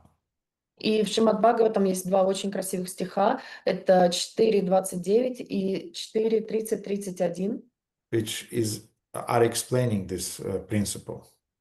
которые объясняют этот принцип. The living entity is exactly like a dog who overcomes hunger, goes from door to door for some food. Живое существо подобно голодному псу, который в надежде на то, что его накормят. According to his destiny, he sometimes receives punishment and is driven out, and at other times receive a little food to eat. Он бродит от дома к дому. В одном доме волей судьбы его бьют и выгоняют на улицу, а в другом дают немного еды. Similarly, the living entity, being influenced by so many desires, wanders in different species of life according to destiny. Так и живое существо, одолеваемое бесчисленными желаниями, скитается в материальном мире по воле судьбы, рождаясь в различных формах жизни. Sometimes he is high, sometimes he is low. Иногда оно оказывается на вершине, а иногда на дне. Sometimes he goes to heavenly planets, sometimes to hell. Оно рождается то на райских планетах, то на средних, то в аду. Sometimes in the middle planets, and so on. И так без конца. Mhm. So now, who amongst you sometimes were looking at the blue color of your passport and was thinking, my God, why I have this color of the passport? А кто из вас смотрел на голубой цвет своего паспорта и думал, почему у меня этот паспорт? Mhm. Who amongst you sometimes was thinking that, my God, I'm really attached to Sarmale, and why and from where is this attachment coming? И некоторые из вас думали, почему я так сильно привязан к голубцам, и откуда исходит эта привязанность? Mhm. You're attached to Sarmale. This Sarmale, it's a Romanian dishes. Вы привязаны к голубцам, которые в Румынии называются сармали, более маленькие. Actually, they're coming from Turkey. На самом деле они из Турции пришли к нам. When I was in Istanbul last time, Nrsimha Krishna Prabhu and Krishna Malat showed me the original Adi Sarmale that are done in Turkey. И когда я был в Стамбуле в прошлом году, Нрисимха Кришна Прабhu и Кришна Мала показали мне настоящие изначальные ади сармали, которые там были. Because 80% of the cookings that we have here in Romania, they're actually Turkish. Потому что 80% кухни, которая есть у нас здесь в Румынии, она является турецкой. But we are proud that this is our dishes. Но мы так горды, что это наше блюдо. Mhm. I got carried away by these dishes. Меня унесли эти блюда. Yes. So why we are attached to them? Итак, почему мы к ним привязаны? You know why? Знаете почему? Because in your last lifetime, Потому что, you wanted to try them.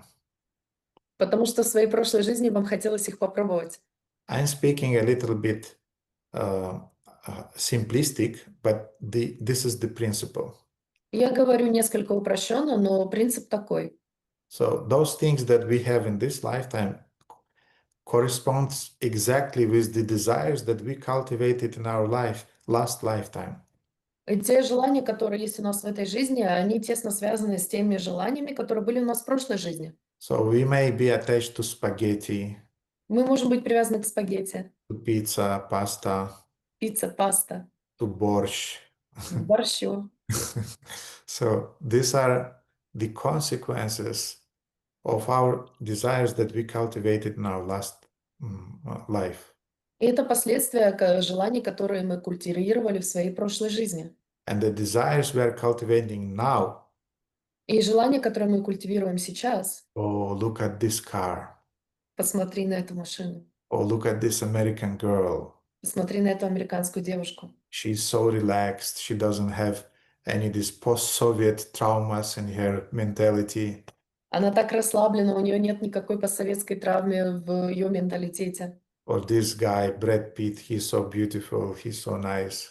Или этот парень Брэд Питт, он такой красивый, он такой приятный. All of these thoughts, if you are not attentive, they're like bijas into your heart. Все эти мысли, если вы невнимательны, они подобны биджи, которые проникают в ваше сердце. And at the time of death, И в момент смерти they all will come up они все поднимутся and will say, hey, we are here, you fulfill us. We arrange something that will be fulfilled. и они поднимутся и скажут: «Эй, мы здесь, пожалуйста, устрой все так, чтобы мы были выполнены». So, dear devotees, be careful with your desires. Поэтому, дорогие преданные, будьте осторожны в своих желаниях. Mhm. And the fifth and the most crucial and important factor that will determine our next future, next life, are our thoughts at the time of death. И пятый ключевой фактор, который будет влиять на наше следующее воплощение, это мысли во время нашей смерти. Mhm. And according to Krishna and Bhagavad Gita, this factor is the most important. И в соответствии с Бхагавад-гитой с Кришной, этот фактор является самым важным. And Krishna is saying in Bhagavad Gita 8:6, И Кришна говорит в Бхагавад-гите 8.6: Yam yam vapi smaram bhavam tanjantante kalevaram tam tam avaiti kauntya sadata bhava bhavitaha. Whatever state of being one remembers when he quits his body, O son of Kunti, that state he will attain without fail. «О сын Кунти, о каком бы состоянии бытия не помнил человек, покидая тело, того состояния он и достигнет в следующей жизни». Now it's very interesting that sometimes devotees are thinking, well, I can think a little bit about Maya here and there during my life. И очень интересно, как преданные думают, что они могут думать о Майе в этой жизни то здесь, то там. I can watch a movie a little bit. Немного посмотрю фильм. I can go to a party where human beings, На вечеринку могу сходить, мы же человеческие живые существа. Mhm. I can eat some unoffered food, which is not prasada, vegetarian, of course, but I cannot offer in the street what to do. Я могу съесть немного непредложенной пищи, которая не является просадомом, но я же на улице, что я могу с этим поделать? I can watch some podcasts on YouTube, about this topic or that topic or third topic. I need to relax a little bit. Я могу послушать подкасты на Ютубе по каким-либо темам, по этой или той. Я могу позволить себе немного расслабиться. Mhm. And I want to say for devotees, beginners, this is okay. I mean, no problem with that. И я хочу сказать, что для начинающих преданных это вполне себе нормально, ничего плохого в этом нет. Because the success of a beginner devotee is that he or she, if she remembers at least one time, she remembers Krishna during her day or his day, she's a good devotee. Потому что для начинающего преданного, если он или она помнит хотя бы один раз за весь день о Кришне, с ними все хорошо. If you just remember that Krishna is the Supreme Personality of Godhead and He's protecting me and I surrender my life to Him, this is already success of your Krishna consciousness during that day. Если вы помните о том, что Кришна является верховной личностью Бога, и я нахожусь под Его прибежищем, я Ему предан, это уже является успехом на вашем пути в сознании Кришны сегодня.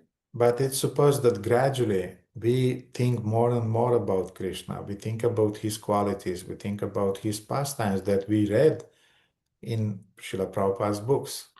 Но подразумевается, что мы больше и больше концентрируем на нем свое сознание, медитируем на его лилы, игры, качества и на все то, что описано в нем в книгах Шрилы Прабхупады, и прогрессируем в этом направлении. But if the whole of our life is just balancing, keeping one leg in one boat and another leg in another boat, something is wrong with our spiritual life.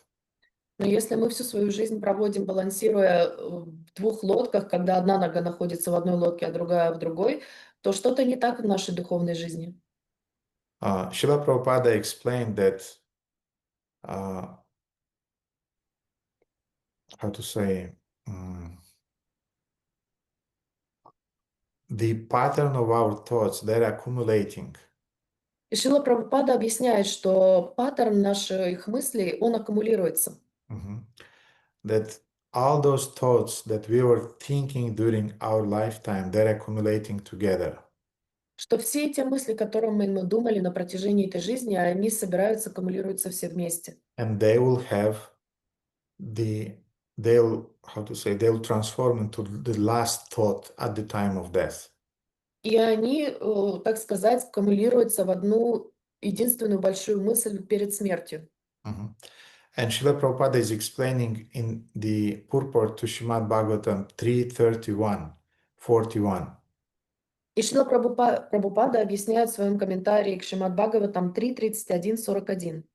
He's saying that if someone is too attached to his wife, naturally he thinks of his wife at the time of death. And in the next life, he takes the body of a woman. Тот, кто сильно привязан к своей жене, в момент смерти будет, скорее всего, думать о ней, поэтому в следующей жизни получит тело женщины. Similarly, if a woman thinks of her husband at the time of death, naturally he gets the body of a man in the next life. Аналогичным образом, если женщина, умирая, думает о своем муже, в следующей жизни она родится мужчиной. So I'm sure women sometimes were thinking, why I got this body? Я уверена, что женщины иногда думали, почему я получила это тело. That's why. Вот почему. Men maybe rarely they have these thoughts, but still, I mean, it's the same principle. У мужчин, возможно, реже появляются такие мысли, но принцип остается тем же. So Krishna is offering us a solution to that problem. И Кришна предлагает нам решение этой проблемы. And we have 5 verses in Bhagavad Gita in the 8th chapter. И у нас есть 5 стихов Бхагавад-гита, 8 главе. And dear devotees, I know that you know them. И, дорогие преданные, я знаю, что вы их знаете. And I know that now you'll have a good occasion, good possibility to doze a little bit. И у вас сейчас будет хорошая возможность немного прикорнуть, But I want to read them. но я хочу вам их прочесть. I want to read them in that context of the discussion we had today. Я хочу их прочитать в том контексте обсуждения, которое было у нас с вами сегодня. So please be attentive. Поэтому будьте, пожалуйста, внимательны. So Krishna is saying 8:5. Итак, Кришна говорит 8.5. Ante kalecha mameva smaran muktva kalevaram ya prayanti samadbhavam yatinasti atrasam shayaha. And whoever at the end of his life quits his body remembering me alone at once attains my nature. Of this there is no doubt. Тот, кто в конце жизни, покидая тело, помнит только меня, сразу обретает мою природу. В этом нет никаких сомнений. 8:6. Yam yam vapi smaram bhavam tanjantante kalevaram tam tam evaiti kaunteya sadatat bhava bhavitaha. Whatever state of being one remembers when he quits his body, O son of Kunti, that state he will attain without fail. 8.6. О сын Кунти, о каком бы состоянии бытия не помнил человек, покидая тело, того состояния он и достигнет в следующей жизни. Tasmat sarveshu kaleshu. Therefore, O Arjuna, you should always think of me, mam anusmara yudhyacha, in the form of Krishna, and at the same time carry out your prescribed duty of fighting. Поэтому, Арджуна, всегда думай обо мне в образе Кришны и в то же время сражайся, исполняя свой долг. So yudhyacha means during your fight, remember me. Итак, юдяча означает исполнять свой долг во время сражения, думай обо мне. All of us, we are fighting with something. Мы все сражаемся с чем-то. We are fighting for our survival. Мы сражаемся за свое существование, We are fighting for our relationships in the family. сражаемся за свои взаимоотношения в семье, We are fighting for our job, for a good salary. сражаемся за свою работу, за хорошую зарплату. We are fighting for restoring our health in our body. Мы сражаемся за восстановление своего здоровья в нашем теле. And Krishna is saying, you'll have to fight. И You Кришна cannot avoid говорит, it. ты должен будешь сражаться, ты не сможешь этого избежать. But with your activities dedicated to me, and your mind and intelligence fixed on me, you will attain me without doubt. Но, посвящая мне все свои действия и держа ум и разум сосредоточенными на мне, ты непременно достигнешь моей обители. And we see Arjuna did exactly what is described in that verse. И мы увидим, что Арджуна сделал именно то, что описано в этом стихе. But Bhishmadeva during his lifetime also did exactly what is described in this verse. Но Бхишмадева на протяжении своей жизни сделал то же, что написано в этом стихе. And then the question is, how can we do it? И затем вопрос, как мы можем этого добиться? And Krishna is saying, Abhyasa yoga yuktena chetasananya gamina paramam purusham divyam yati partanu chintayam. He who meditates on me as the Supreme Personality of Godhead, his mind constantly engaged in remembering me, undeviated from the past, he, O Partha, is sure to reach me. О Партха, тот, кто постоянно помнит меня, верховную личность Бога, кто всегда сосредоточенно думает обо мне и не отвлекается ни на что другое, без сомнения придет ко мне. Mhm. So Krishna is using his Abhyasa Yoga Yuktena. How can we achieve it? Итак, Кришна использует абьяса йога юктана. Как мы можем этого достичь? Devotees usually know the word sadhana. Преданные обычно знают слово садана.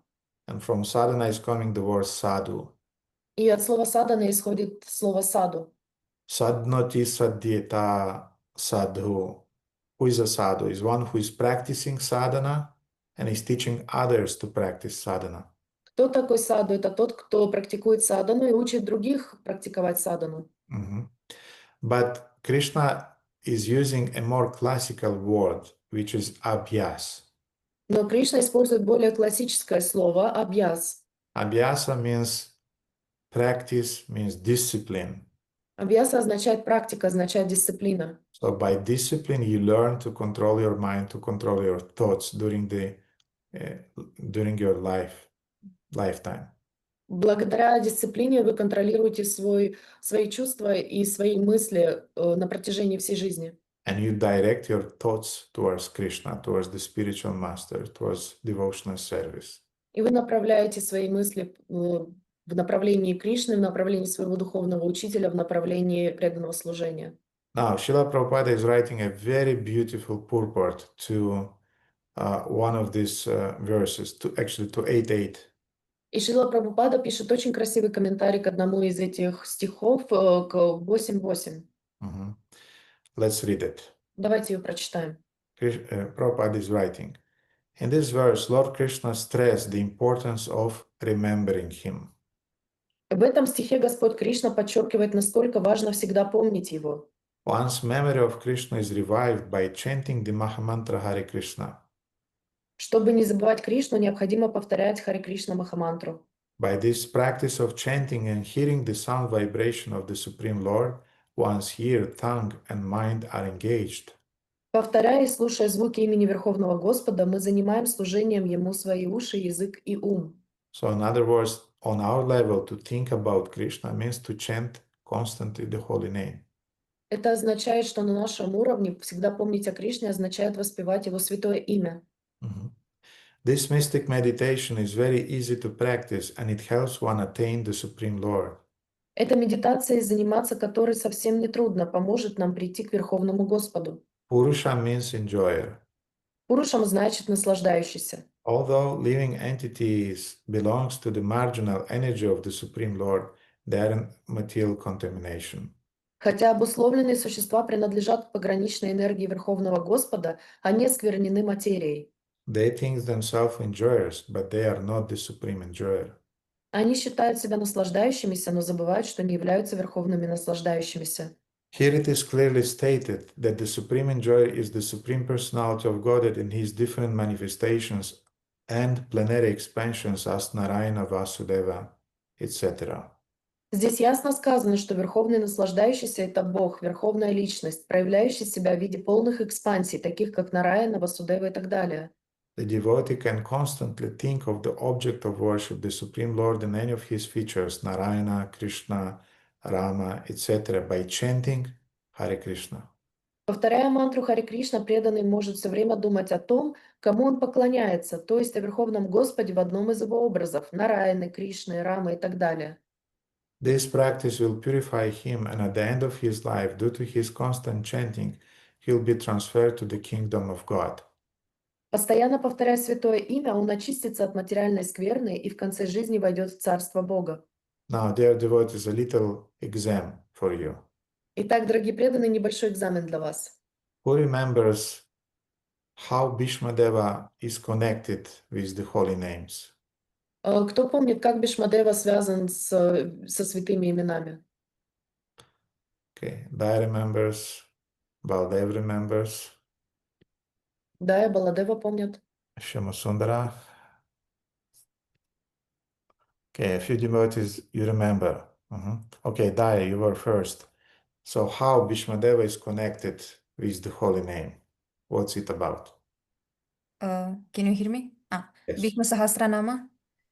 Yes, Vishnu Sahasranama. So you remember that in order to console Maharaja Yudhishthira and to help him get rid of his grief, Bhishmadeva described to Maharaja Yudhishthira and to all of us, he described the 1000 names of Lord Vishnu, which are very, very potent.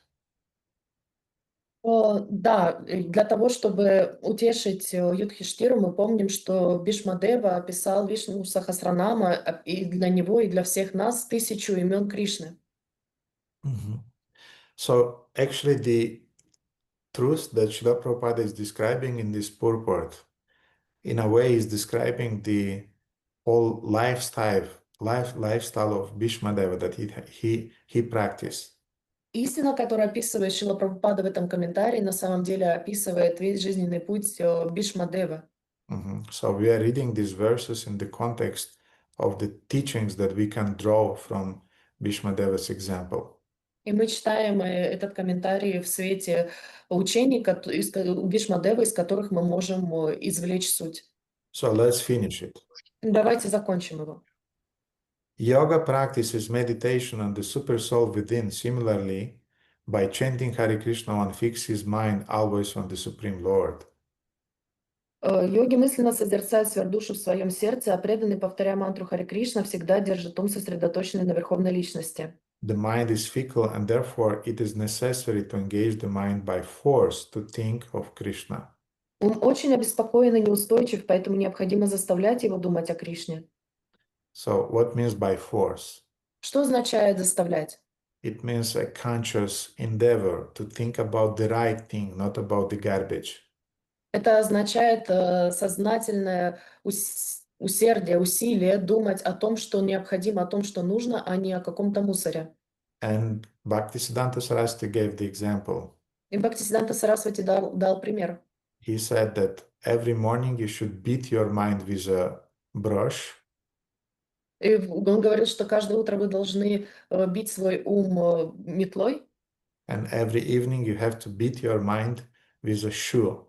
и каждый вечер вы должны бить свой ум ботинком. So what does it mean? Что это означает?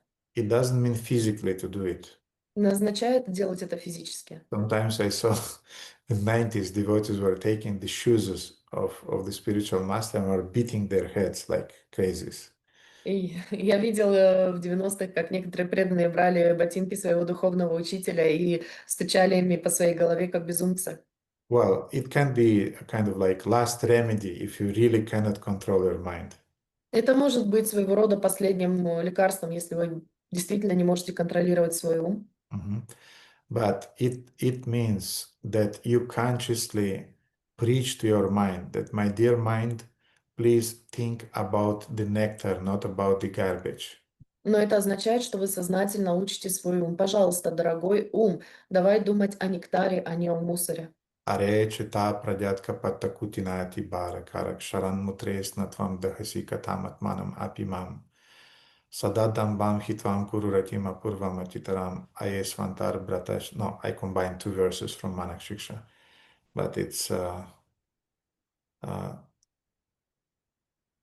so instead of bathing yourself in the urine of a donkey, Итак, вместо того, чтобы купаться в ослиной моче, you have to sada Gandharva Giridhari Pada Prema Vilasat. You have to swim in a nectarian ocean of the pastimes of Gandharvika Giridhari. вы должны плавать в океане нектара прошлых игр Гандарвика Гададхари. Gandharvika Giridhari. Гиридхари. These are the names of Krishna. So, in other words, when we read Krishna's pastimes, they stuck in our mind and we are able to think about something positive.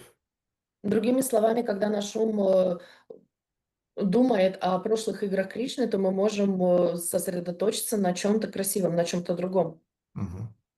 And this inspiration is also coming out externally in the form of the chanting.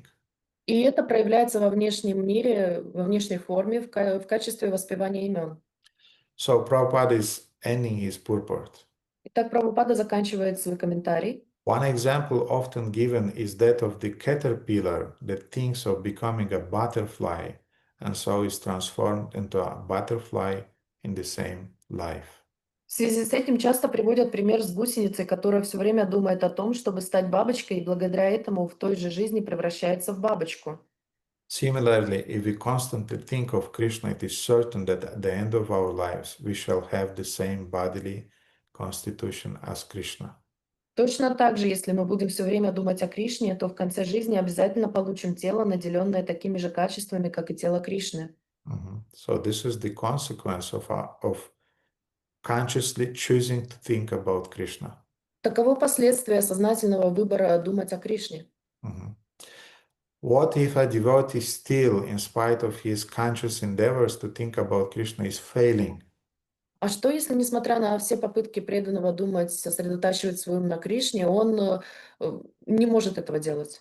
And what if he fails to think about Krishna at the most crucial time, at the time of leaving his body? И что произойдет, если он не сможет думать о Кришне в самый важный, ключевой момент, когда он будет покидать свое физическое тело?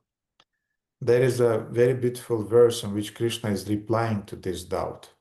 И есть очень красивый стих, в котором Кришна отвечает на такое сомнение. It's a verse from Varaha Purana, Это стих из Вараха Пураны, in which he is saying, в котором он говорит: Yadi vatadi doshina mad bhakto mam chasmaret, aham smarami mad bhakta nayami paramam gatim.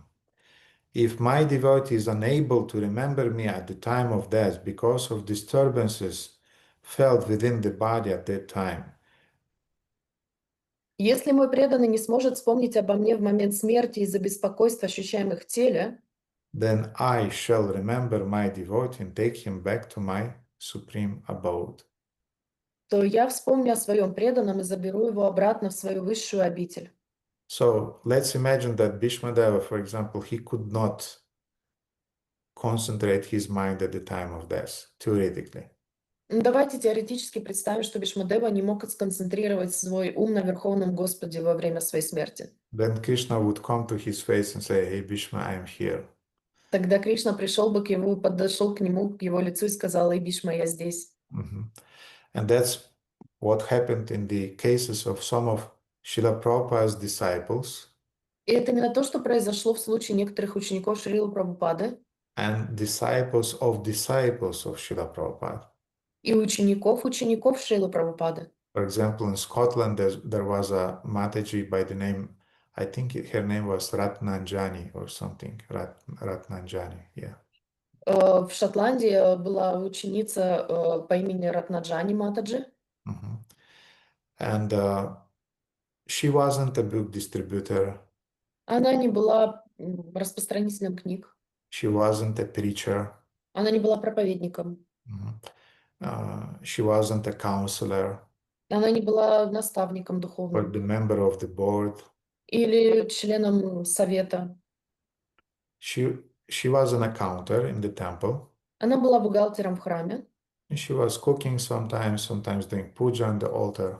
Иногда готовила, иногда проводила пуджу в храме. But then she got cancer. А потом она заболела раком. And kind of like very spontaneously, she started to reveal things that is happening in her consciousness.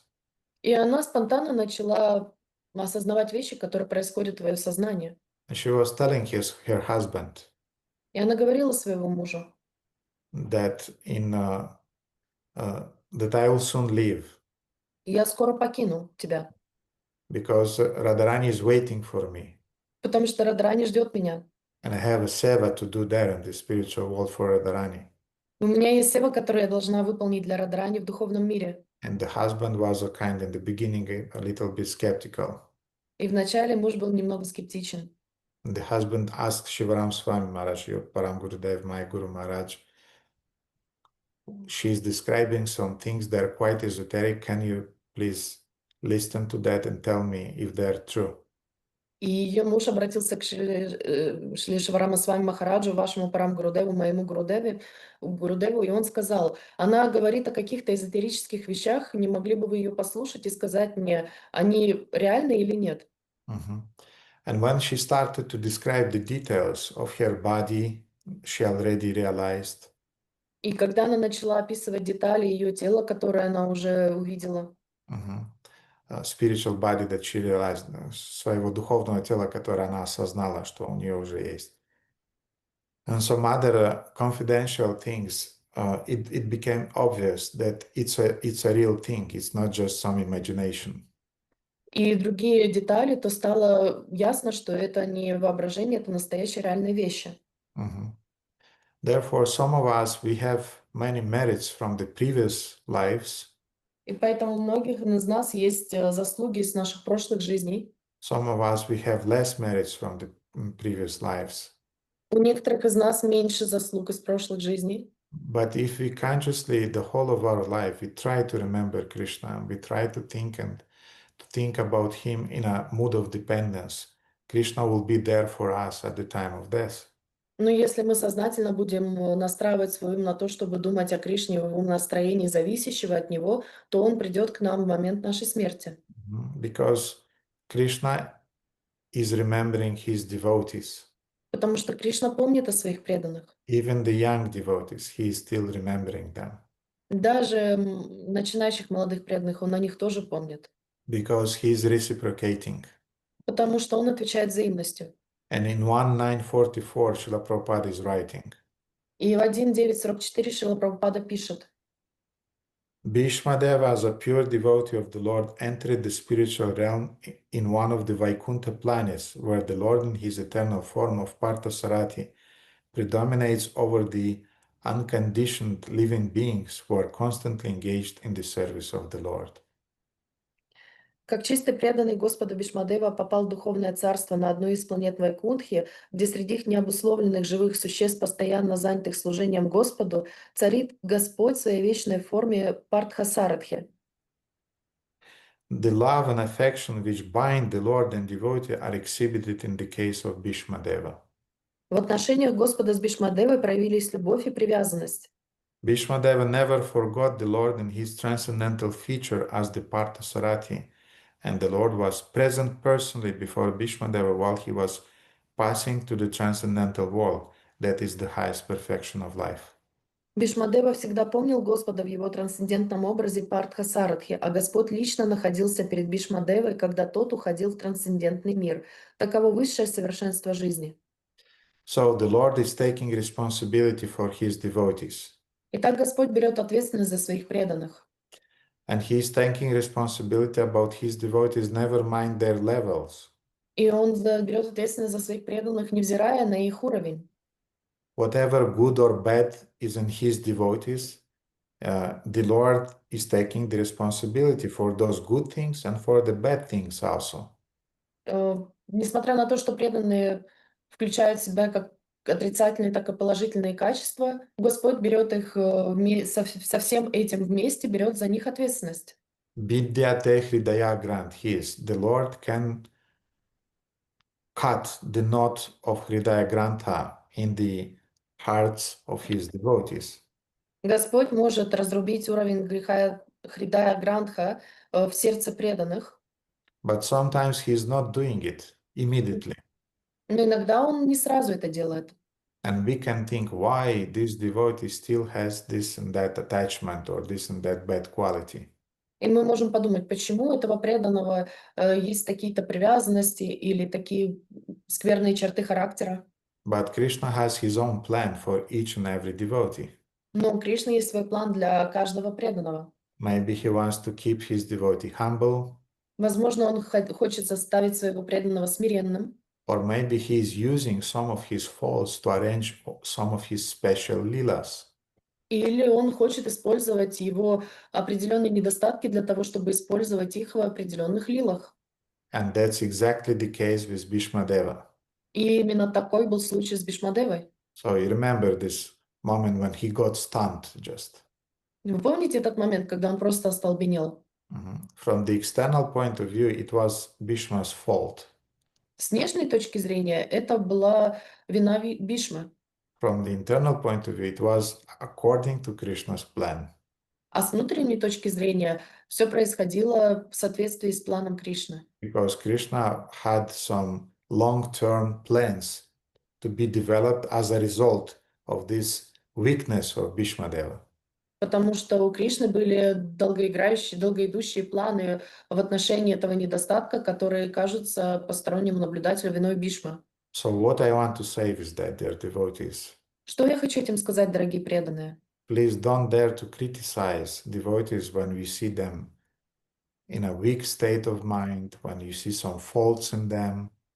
Пожалуйста, не смейте критиковать преданных, когда вы их видите в ослабленном состоянии ума или сознания. When you see some shortcomings in their characters. Когда вы видите их недостатки в их характере. Because everything that is happening in a devotee's life is under the Krishna's greater plan. Потому что все, что происходит у преданного в сознании Кришны, и находится под руководством более глобального плана Кришны. Mhm. And Srila Rupa Goswami is warning us in Upadishamrita. И Шрила Рупа Госвами предупреждает нас в Упадишамрите. And he's warning us in a nice way, in a positive way. Он предупреждает нас очень приятным образом, благосклонным. Devotees know this verse, 6. Преданные знают этот стих 6. Drishta svabhava janitar vapushascha doshair na prakritatvam iha bhakta janasya pashet gangabasam nakalo bibutta pena pankair brahmadravatvam apagachhati nira dharmai. Being situated in his original Krishna conscious position, a pure devotee does not identify with the body. Находясь в своем изначальном положении сознания Кришны, чистый преданный не отождествляет себя с телом. Such a devotee should not be seen from a materialistic point of view. Такого преданного не следует рассматривать с материалистической точки зрения. Indeed, one should overlook a devotee having a body born of a low family, a body with a bad complexion, a deformed body, or a diseased or infirm body. Действительно, следует игнорировать преданного, имеющего тело, рожденное в низкой семье, тело с плохим цветом лица, деформированное тело или больное или немощное тело. So now, a practical exercise. Итак, практическое упражнение. So, dear devotees, I'm sure you have in your list some devotees who are touching your nerves. Итак, дорогие преданные, я уверен, что в вашем черном списке есть преданные, которые играют вам на нервах. Mhm. There are some devotees who are your training, what is it called? Тренажеры. Тренинг машин. Training machines, yes, of your humility, tolerance, and so on. И есть преданные, которые являются вашими тренажерами для смирения, преданности и так далее.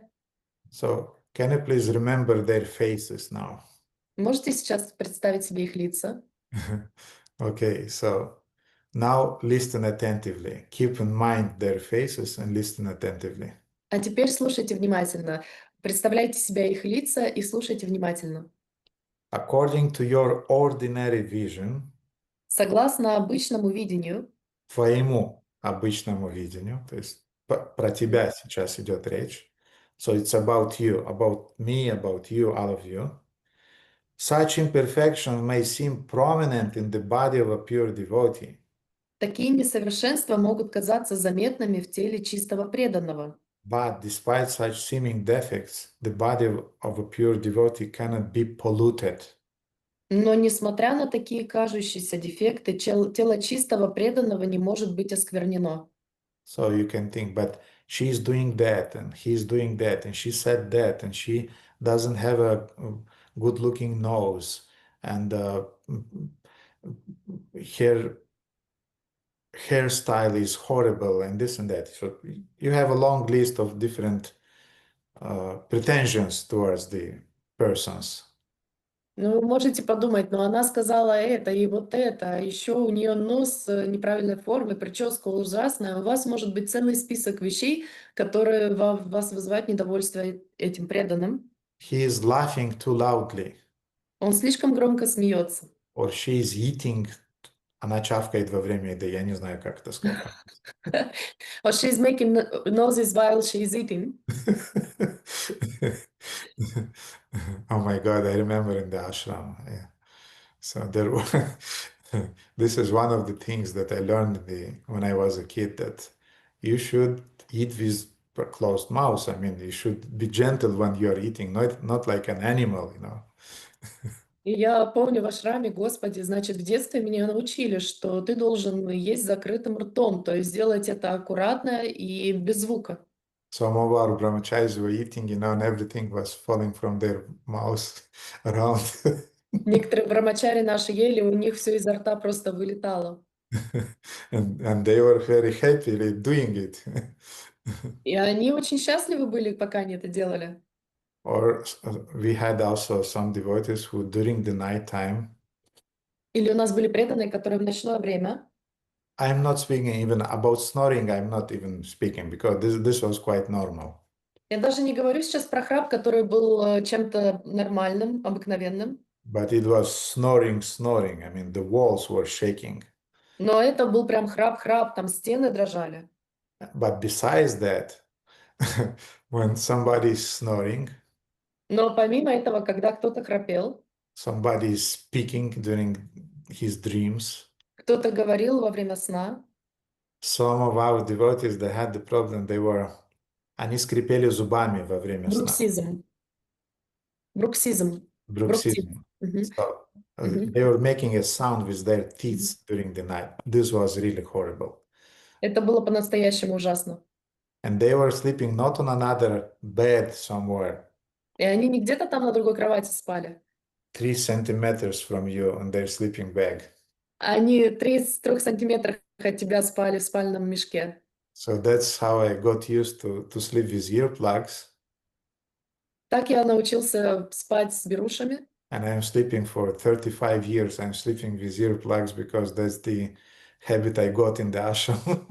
И я 35 лет уже сплю с берушами, потому что такая привычка у меня привилась в ашраме. And so these devotees, they really touched your nerves. Эти преданные по-настоящему играют тебе на нервах. And you cannot think that they're saints, И ты не можешь о них думать как о святых. that they're sadhu vartmanu vartanam, that they have to follow their footsteps. Что я должен следовать по их стопам. Mhm. Then what to think about them, А что же о них тогда думать? how to deal with them. Как с ними справляться? Mhm. And Rupa Goswami is teaching us. И Рупа Госвами учит нас. He's saying it is exactly like the waters of the Ganga, which Это, sometimes during the rainy season are full of bubbles, foam, and mud. это в точности как воды Ганги, которые иногда во время сезона дождей полны пузырьков, пены и грязи. Mhm. The Ganges waters do not become polluted. Воды Ганги не загрязняются. So, in spite of making sounds with the teeth during the sleep, Несмотря на то, что они скрипят зубами во сне, in spite of uh, speaking some bad words behind your back, несмотря на то, что за вашей спиной говорят какие-то плохие слова, mhm, in spite of stealing your Mahaprasadam, несмотря на то, что у вас крадут Махапрасад, in spite of not allowing you to do this or that service, несмотря на то, что тебе не позволяют делать то или другое служение, they're pure они чистые, because they have faith in Krishna. потому что у них есть вера в Кришну. And the Ganges water do not become polluted. И воды Ганги не загрязняются. Those who are advanced in spiritual understanding will bathe in the Ganges without considering the condition of the water. Те, кто продвинут в духовном понимании, будут купаться в Ганге, не обращая внимания на состояние воды. I'm sure devotees heard about the Saint Francis. Я уверен, что преданные слышали о святом Франциске. And Saint Francis, he had a habit. У него была привычка. When he saw a person diseased with leper, Когда он видел больного лепрой, he embraced him. он обнимал его. Leper is a contagious skin disease. Лепра – это заразное кожное заболевание. Your fingers, nose is melting as a result of this skin disease. И в результате этого кожного заболевания ваш нос и ваши пальцы растворяются просто. So Saint Francis, he did not have any problem to embrace them and to offer them his compassion and his love. И святого Франциска не было никаких проблем в том, чтобы обнять их и оказать им свою любовь и привязанность. So now you remember the list of those faces that you don't get along. И вы помните список этих 5 фаз, Yeah. которые... No, so I asked you to make a И вы... exercise. Yes, to remember all those people that are playing on your nerves. Итак, я вам сказал представить себе лицо, список тех людей, которые играют у вас на нервах. So I'm not telling you that you should embrace them like Saint Francis. Я не говорю вам, что вы их буквально должны обнять. But at least, so if you are not embracing them, but at least don't criticize them. Но если вы не способны их обнять, пожалуйста, хотя бы не критикуйте их, Mhm. Because they're like Ganga water. потому что они подобны водам Ганги. Those who are advanced in spiritual understanding will bathe in the Ganges without considering the condition of the water. Те, кто продвинут в духовном понимании, будут купаться в Ганге, не обращая внимания на состояние воды. So in other words, we will go on cooperating with those devotees in the frame of devotional service. Другими словами, мы будем продолжать взаимодействовать с этими преданными в рамках преданного служения. Maybe we will not be so close friends or whatever, but we have to go on cooperating with them. Возможно, мы не будем близкими друзьями с ними и так далее, но мы должны продолжать взаимодействовать с ними. Mhm. And Rupa Goswami, he is saying that devotees may have two types of shorts. И Рупа Госвами пишет, что у преданных может быть два Two types of imperfections. типа недостатков. Svabhava Janita, Свабхава Джанита which means imperfections born of one's own nature. — это недостатки, которые врожденные по природе.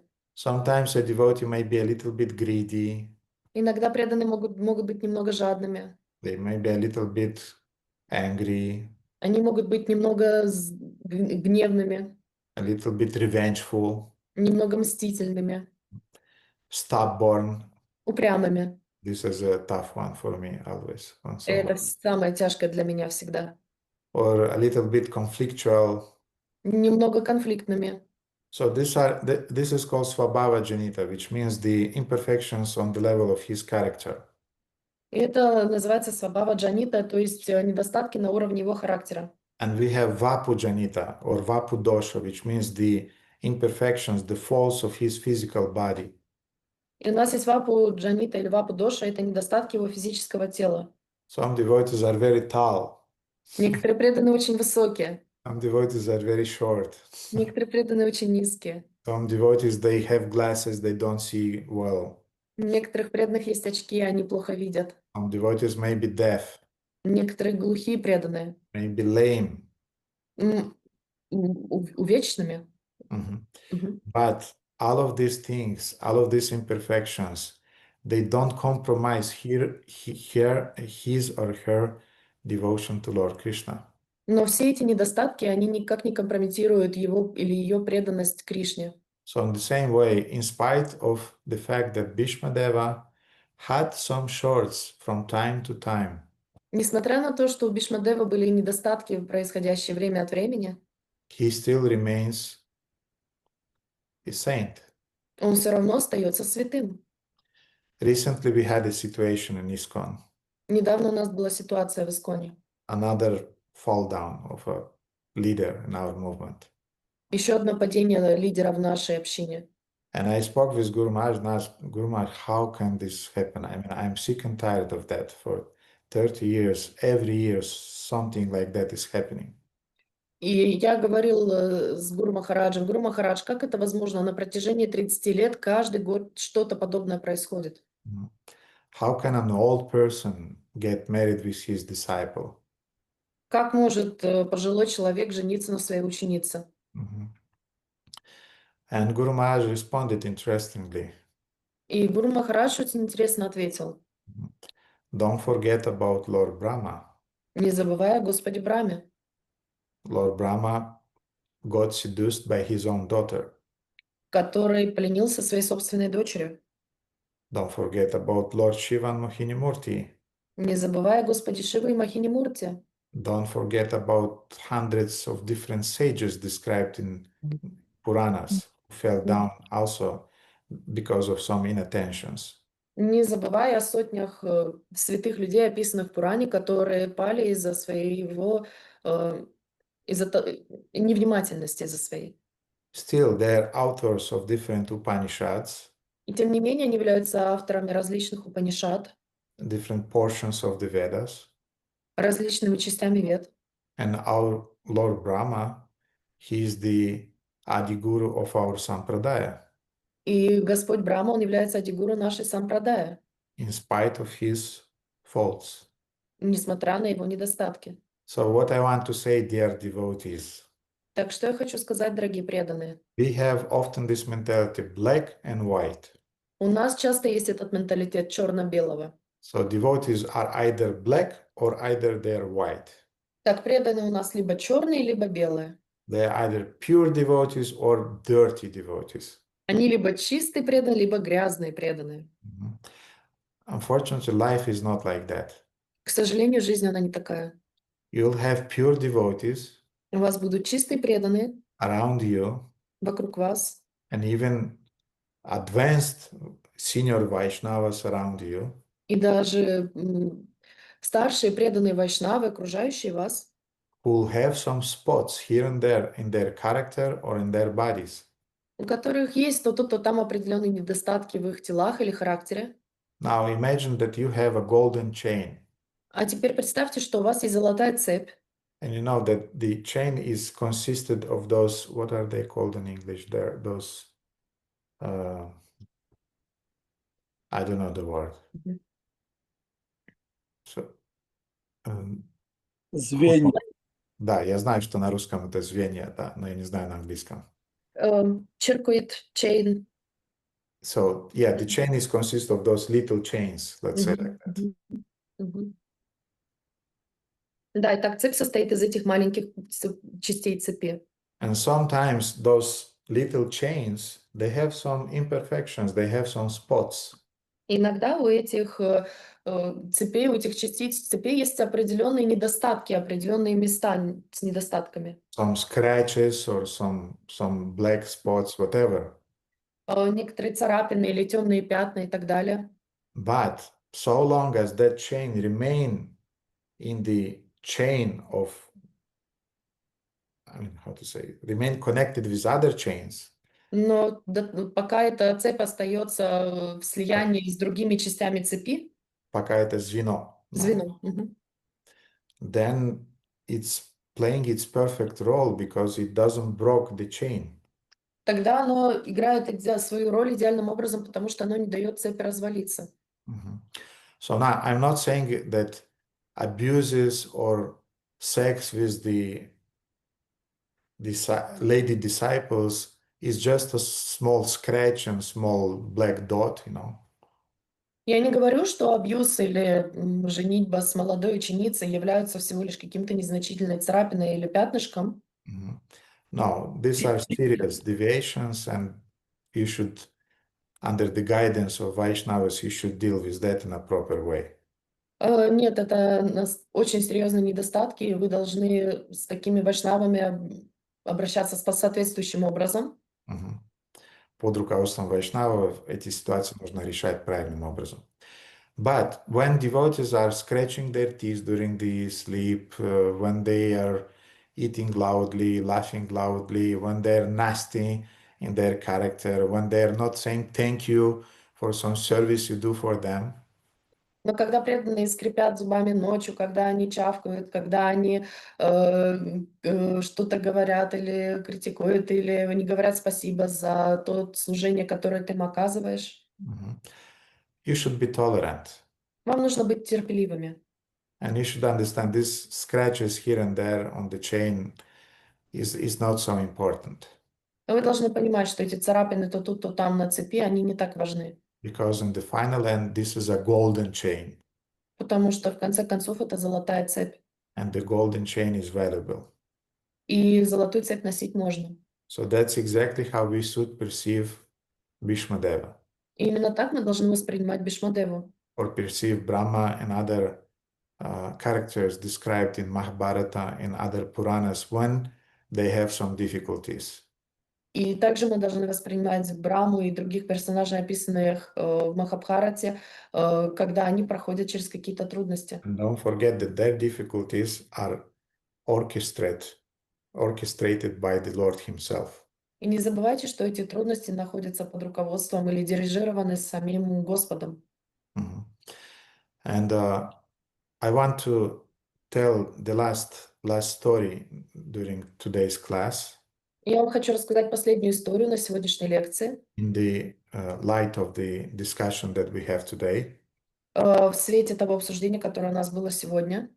So you remember that Sanatana Goswami, he got sick when he was traveling through the Jarikanda forest. Вы помните, что Санатана Госвами заболел, когда он путешествовал через лес? Jarikanda. He got some severe skin infection. Он заболел очень серьезной кожной инфекцией. Mhm. And as a result of that infection, he had some oozes and with liquids squeezing out of it. It was horrible. И в результате этой инфекции он был покрыт язвами, жидкостью, истекающей оттуда. Это было ужасно. And they were itching sores on all of his body. И его тело все зудело и болело. Mhm. And all the time when Lord Chaitanya saw Sanatana Goswami, he was running to Sanatana and was embracing Sanatana. И Господь Чайтанья, когда он видел Санатану, он подбежал к нему и обнял его. Mhm. Он делал это постоянно. He was doing constantly that. Every day when he saw Sanatana, he was embracing him. И каждый день он это делал. Когда он видел Санатану, он подбегал к нему и обнимал его. And Sanatana Goswami was trying to oppose that, and he forbade the Lord, please, my Lord, don't embrace me because your body get contaminated. The liquid from those oozes is going on your clothes, on your body. Please don't do it. И Санатана Госвами говорил Господу Чайтанью: пожалуйста, Господь, не делай этого, потому что жидкость из моих язв остается на твоей одежде, и она оскверняет твою одежду. And the Lord did not mind. All the day he continued just to embrace Sanatana Goswami. А Господу было все равно, он каждый день продолжал обнимать Санатана Госвами. Mhm. And at some point, Sanatana Goswami decided that I should go back to Vrindavan. And I mean, I cannot stand it anymore. И в один день Санатана Госвами решил, что надо возвращаться во Вриндаван, я больше не могу это выдерживать. Mhm. And he asked the advice of Jagadananda Pandita, one of the associates of Lord Chaitanya. И он спросил благословения Джагадананда Пандита, одного из спутников Господа Чайтаньи. And Jagadananda Pandit said, yes, this is a good solution to that problem. Anyway, you received the instruction to go and restore the temples in Vrindavana, so seems to be it's the time now. И Джагадананда Пандит, он сказал, что да, это хорошее решение, потому что ты все равно получил наставление восстанавливать храмы во Вриндаване, это будет хорошо. Mhm. So when Sanatana Goswami told Lord Chaitanya that he is leaving for Vrindavana, И когда Санатана Госвами сказал Господу Чайтанье, что он покидает его, чтобы поехать в Вриндаван, Lord Chaitanya got angry on Jagadananda Pandit.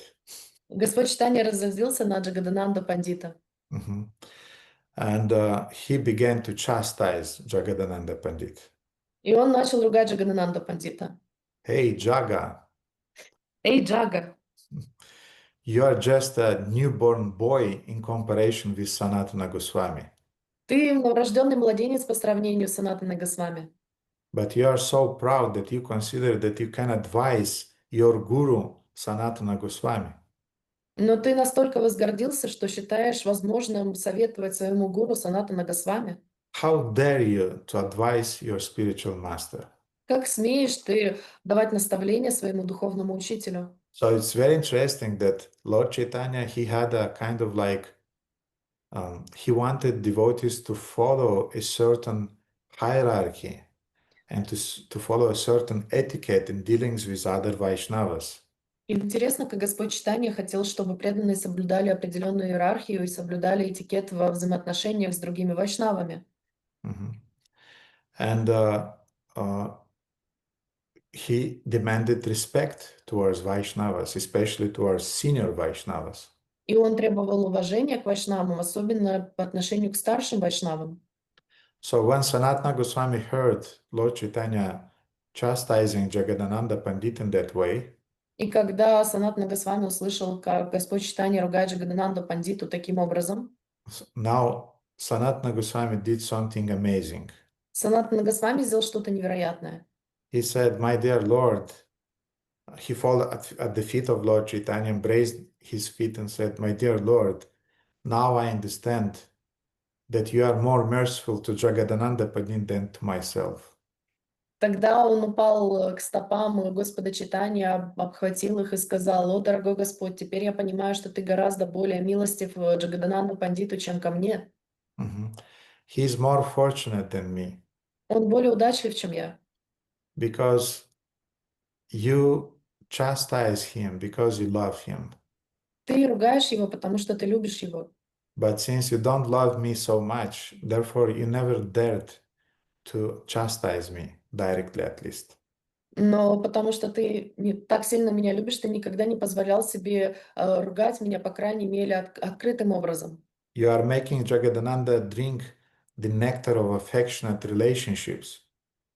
Ты даешь возможность Джагадананде пить нектар близких взаимоотношений, But me, you're offering just some prayers, some very formal, honorable words, а мне ты даешь только восхваление, только возвышенную славу этих слов, which is like the bitter juice of a neem tree. которые подобны горькому нектару дерева Ним. So it means that you really did not accept me in your confidential entourage. А это означает, что ты по-настоящему не принял меня в свое близкое окружение. But anyway, my lord, you are independent, you are doing whatever you want, so I don't demand it. Но в любом случае, Господь, ты являешься независимым, и я не буду от тебя этого требовать. Ты будешь делать все, что хочешь. So an obvious lesson that we can draw from this case Очевидный урок, который мы можем извлечь из этого случая, is that when the spiritual master is chastising somebody, когда духовный учитель ругает кого-то, it means that he is allowing that person to be in the confidential entourage of himself. он позволяет этому человеку находиться в близком окружении своем. But when he's not so sure about the disciple, he's not chastising him or her. Но когда он не так сильно уверен в ученике или ученице, он не так сильно ругает ее или ее. Mhm. So the Lord Chaitanya always was quarreling with Jagadananda because Jagadananda also he was biting back. И Господь Чайтанья, он всегда ругал Джагадананду, потому что тот ему всегда отвечал в ответ. Mhm. Jagadananda actually he was the incarnation of Satyabhama, one of Krishna's queens. Джагадананда, он был на самом деле воплощением Сатьябамы, одной из королев Кришны. And Satyabhama is very hot by her nature. А Сатьябама, она очень горяча по своему темпераменту. And there are many pastimes that happened between Lord Chaitanya and Jagadananda when once Jagadananda brought some oil, sandal oil, he brought it to Lord Chaitanya. И было очень много прошлых игр у Господа Чайтаньи и Джагадананды, в котором в одном из них однажды Джагадананда принес горячее сандаловое масло к Господу. And Lord Chaitanya said, I don't use sandal oil because I am a sannyasi. So, И Господь Чайтанья сказал: я не использую сандаловое масло, потому что я саньяси. so this valuable oil can be used for massaging, can be used for the hairs, can be used to cool the body when in the summer is very hot. И это ценное масло может использоваться для кожи, для волос, для того, чтобы охладить себя во время жаркой погоды. And he brought a whole pot, which is, I mean, was very valuable, whole pot of natural oil. И он принес с собой целый горшок очень ценного этого сандалового масла. So when Lord Chaitanya rejected that gift, И когда Господь Чайтанья отказался от этого подарка, Jagadananda just took that pot Джагадананда просто взял этот горшок, and he smashed it right in the front of Lord Chaitanya. и он разбил его прямо перед Господом Чайтаньей. He went to his room, Ушел в свою комнату, went to his bed, closed the door, and for a week he just stayed in his bed and did not want to interact with anybody. он лег на кровать, закрыл дверь в свою комнату и целую неделю просто лежал и не хотел ни с кем даже разговаривать. And then Lord Chaitanya, after 1 week, И через неделю Господь Чайтанья he came to his door пришел к его двери and said, Jaga, I'm going to make a bath in the ocean. And on my way back, I want to eat something. Please cook something for me. Джага, я иду принять омовение в океане, и после того, как я буду возвращаться, я бы хотел что-то покушать, не мог бы ты приготовить мне еду? And when Jagadananda heard that Lord Chaitanya is entrusting him some service, he immediately jumped up, he made a bath and he started cooking. И Джагадананда, когда он услышал, что Господь веряет ему служение, он немедленно подскочил, умылся, оделся и начал готовить. And when Lord Chaitanya honored that prasadam cooked by Jagadananda, he said that this is the best food, the food cooked by an angry cook. И когда Господь Чайтанья отведал эту еду, приготовленную Джагаданандой, он сказал, что это лучшая еда, еда, приготовленная разъяренным поваром. So here Lord Chaitanya, Sanatana Goswami is telling Lord Chaitanya that you really love him, therefore you are chastising him, but you don't chastise me, it means you don't trust me. И здесь Санатана Госвами говорит Господу Чайтанье, что ты ругаешь Джагадананду, потому что ты его любишь, а меня ты открыто не ругаешь. Mhm. And Lord Chaitanya replied, И Господь Чайтанья ответил, he said that, my dear Sanatana, please do not think that Jagadananda is more dear to me than you. пожалуйста, Саната, не думай, что Джагадананда более близок мне и дорог мне, чем ты. And now, dear, especially young devotees, please be attentive. А теперь, дорогие преданные, особенно молодые начинающие преданные, будьте внимательны. I also was young, Я тоже был молодым. and I also was, what is it, backbiting, И я тоже кусал руку в ответ, огрызался. and was rebellious and so on. Бунтарем был и так далее. Lord Chaitanya is saying, however, I cannot tolerate transgressions of the standards of the etiquette. И Господь Чайтанья сказал, но тем не менее я не могу терпеть недооценивание вайшнавского этикета. Нарушение вайшнавского. Нарушение. So it means that he is a senior devotee, Итак, он является старшим преданным. you are a junior devotee. Ты младший преданный. Even if you don't like something, you have to follow the etiquette, you have to remain respectful. Даже если тебе что-то не нравится, ты должен следовать этикету, оставаться уважительным. Don't respond harshly. Не отвечай грубо. Don't be nasty. Не будь непослушным. You have to be gentle. Ты должен быть мягким. This humility and gentleness will invoke that devotee's sympathy and mercy upon you. Это смирение и покорность вызовет привязанность и милость тех преданных, с которыми ты общаешься. Sympathy. Симпатию. So, Lord Chaitanya then said, I offer you praise not because I think that you, as being outside of my intimate relationship with me, Я восхваляю тебя не потому, что ты находишься вне круга моего близкого общения, but because I really admire your transcendental qualities. потому что я по-настоящему восхищаюсь твоими трансцендентными качествами. And then Lord Chaitanya said, although one has affection for many persons, И Господь Чайтанья сказал, что несмотря на то, что у кого-то есть симпатия ко многим людям, different types of ecstatic love awaken according to the nature of one's personal relationships. различные виды экстатической любви пробуждаются в зависимости от личностных качеств того человека, к которому они испытываются. For example, my Guru Maharaj, he has with some devotees, he has some very joking relationships. Например, мой Гуру Махарадж, у него есть взаимоотношения очень веселые, шутливые с какими-то преданными.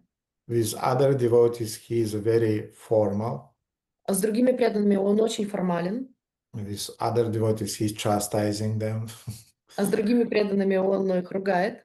With some devotees, he's discussing some very confidential topics. С другими преданными он обсуждает очень конфиденциальные темы. With other devotees, he's organizing things. С другими преданными организует какие-то вещи. So a spiritual master with different types of devotees will have different types of relationships.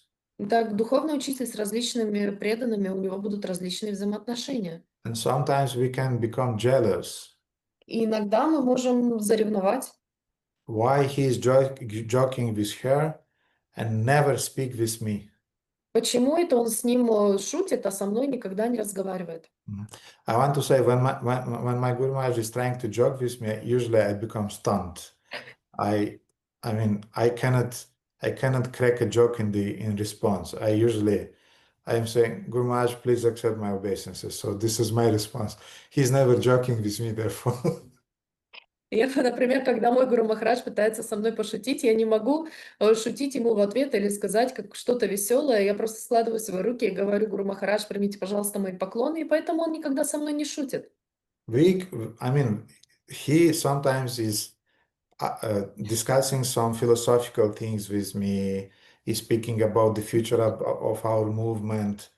Is telling me some confidential things from his relationship with his god brothers, but never joking. It's not my, I mean, it's not my, I cannot joke with him. He's my Gurudev. So that's our rasa. He knows that. Therefore, sometimes he's writing me and putting some smiles, and usually I'm responding like that in response. И иногда он обсуждает со мной какие-то философские темы, очень конфиденциальные, будущее нашего движения, или рассказывает мне о своих взаимоотношениях очень близких со своими духовными братьями. Но он никогда со мной не шутит, потому что я не могу, это не мое. Он для меня является моим духовным учителем, и он знает, что это наша с ним раса. И даже когда он пишет мне сообщение, он ставит смайлик, я ему отвечаю такими сложенными руками. So this is my rasa. My god brothers have different other rasas with him. Это моя раса, мои духовные братья, у них есть своя раса с ним. And he is able to reciprocate according to the rasa of his disciples.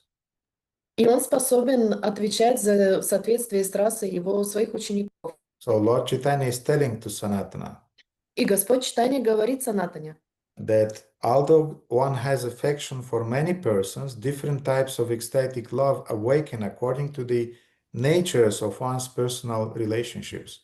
и несмотря на то, что у кого-то может быть определенная симпатия ко множеству людей, экстатическая любовь пробуждается по-разному в соответствии с личностными качествами того человека, к кому эта симпатия чувствуется. So don't try artificially to build a relationship which is not natural for you with your spiritual master.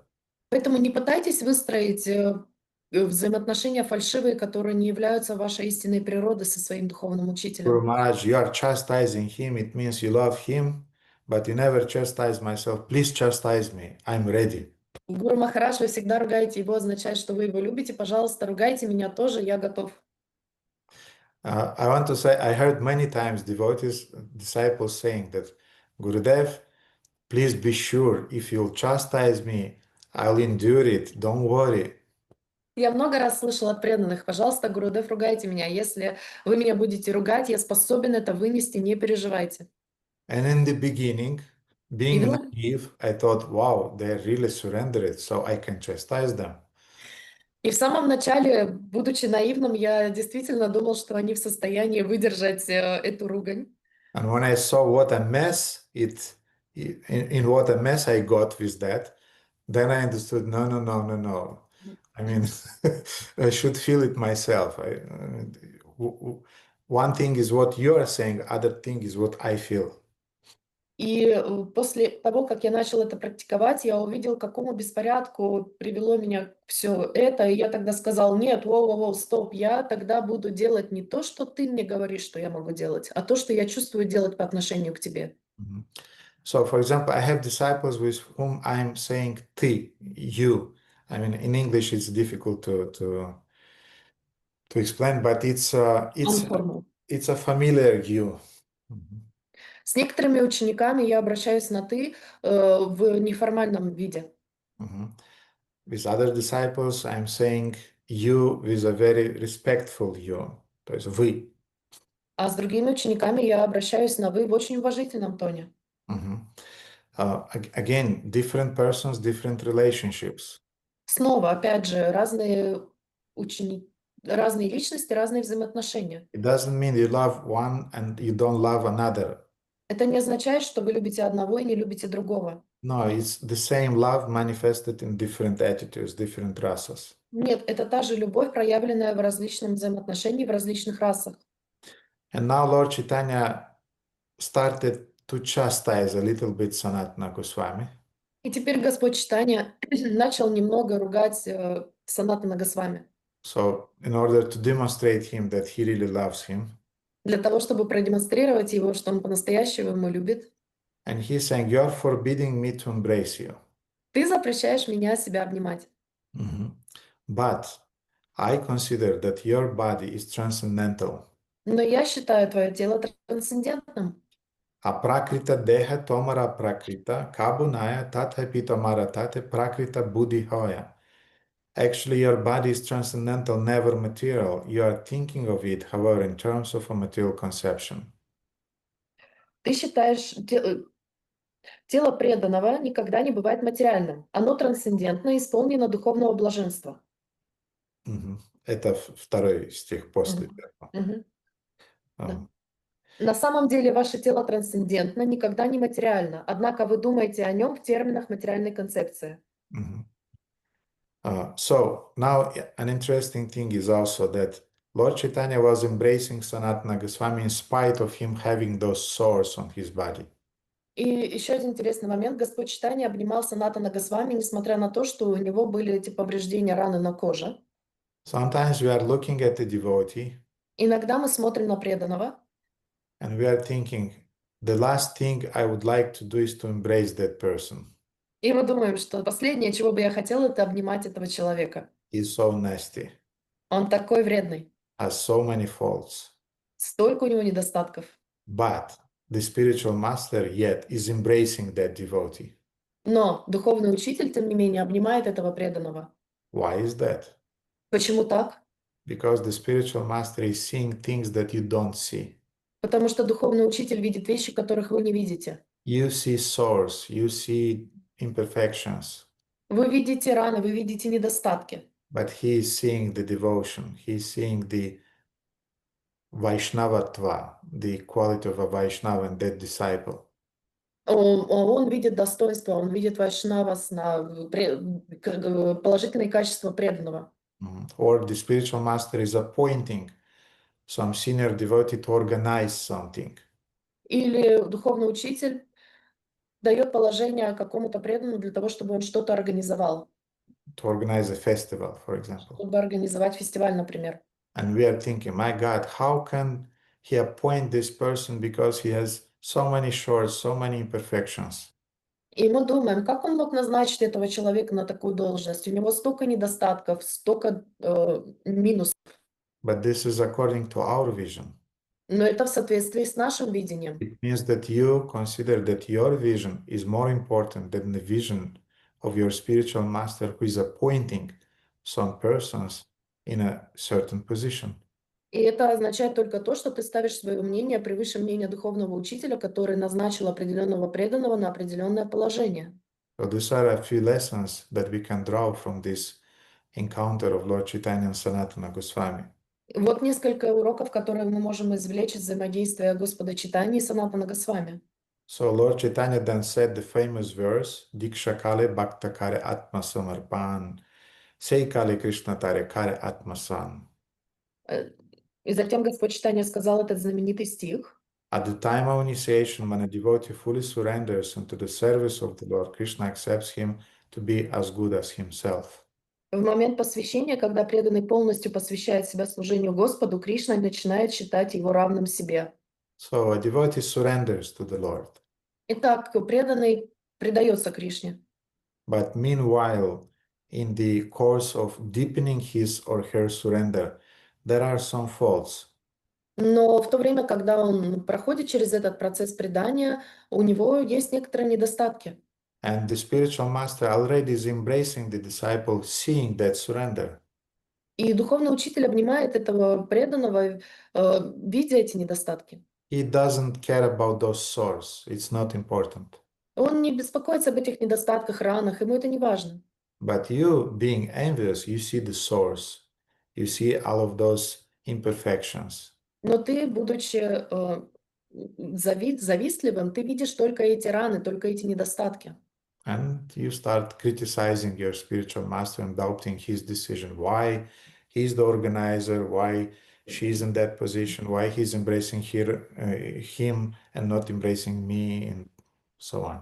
И тогда ты начинаешь сомневаться в своем духовном учителе, почему он поставил того или иного преданного на это положение, позволил ему организовывать что-то, почему он обнимает или шутит с ним, а не со мной и так далее. So Lord Chaitanya in the end told Sanatana that Sanatana, don't listen to Jagannananda.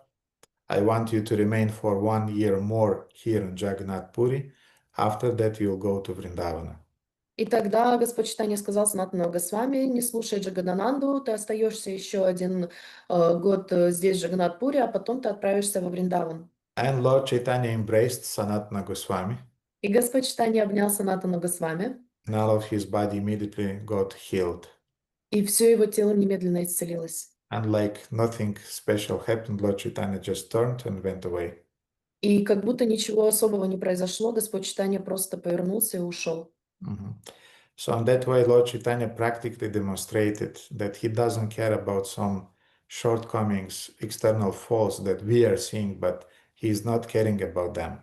И таким образом Господь Чайтанья показал нам, что Он не беспокоится о каких-то недостатках нашего тела, внешних, и что Он беспокоится о другом. And I want to say something important now. И я вам хочу сказать сейчас что-то очень важное. If we will not get rid of this tendency to be jealous towards other disciples of the spiritual master, И to be critical towards devotees in general, если я вам хочу сказать, что если мы не избавимся от этого ревнивого, завистливого отношения по отношению к другим ученикам своего духовного учителя, и по отношению и продолжим быть критичными по отношению к преданным в целом, then we'll have a difficult time living in the spiritual world. тогда у нас будут трудности с пребыванием в духовном мире. Because I remember one of Srila Prabhupada's god brothers by the name Bhakti Rakshakshidhar Dev Goswami Maharaj, he once explained. Я помню, как однажды один из духовных братьев Шрила Прабхупады по имени Бхакти Rakshakshidhar Dev Goswami Maharaj, он объяснял. He said that in an ordinary sense, from the external perception, we can perceive that the gopis are also sinners. Мы можем представлять себе обыкновенным взглядом с внешней точки зрения, что гопи также являются старшими. Sinners. Грешниками. Грешниками. Yes. If you maintain a materialistic conception, you can say they're prostitutes. Да, с материалистической точки зрения вы можете сказать, что они являются блудницами. Now, you can imagine, you are going to the spiritual world, you are seeing some gopi, you prostitute. Представьте, что вы отправляетесь в духовный мир, видите гопи и говорите: блудница такая. Why? Because you have this materialistic vision. Почему? Потому что у вас материалистическое видение. But the gopis are occupying the highest position of devotion and of surrender in the eyes of Krishna and in the eyes of other pure devotees in the whole universe. Но гопи занимают высшую степень преданного служения и любви в глазах Кришны и в глазах других преданных по всей Вселенной. They're totally surrendered, not just with the mind, with the words, they're with total, their bodies, everything is surrendered 100% in the service of Krishna. Их ум, их чувства, все их тело полностью предано в служении Кришне. So in the same way, we can see some imperfections in Garuda, because Garuda is not vegetarian, he's eating snakes. То же самое мы можем видеть недостаток в Гаруде, потому что он не является вегетарианцем, он ест змей. We can see the behavior of Hanuman and consider he's not gentle, he's he's behaving like a monkey.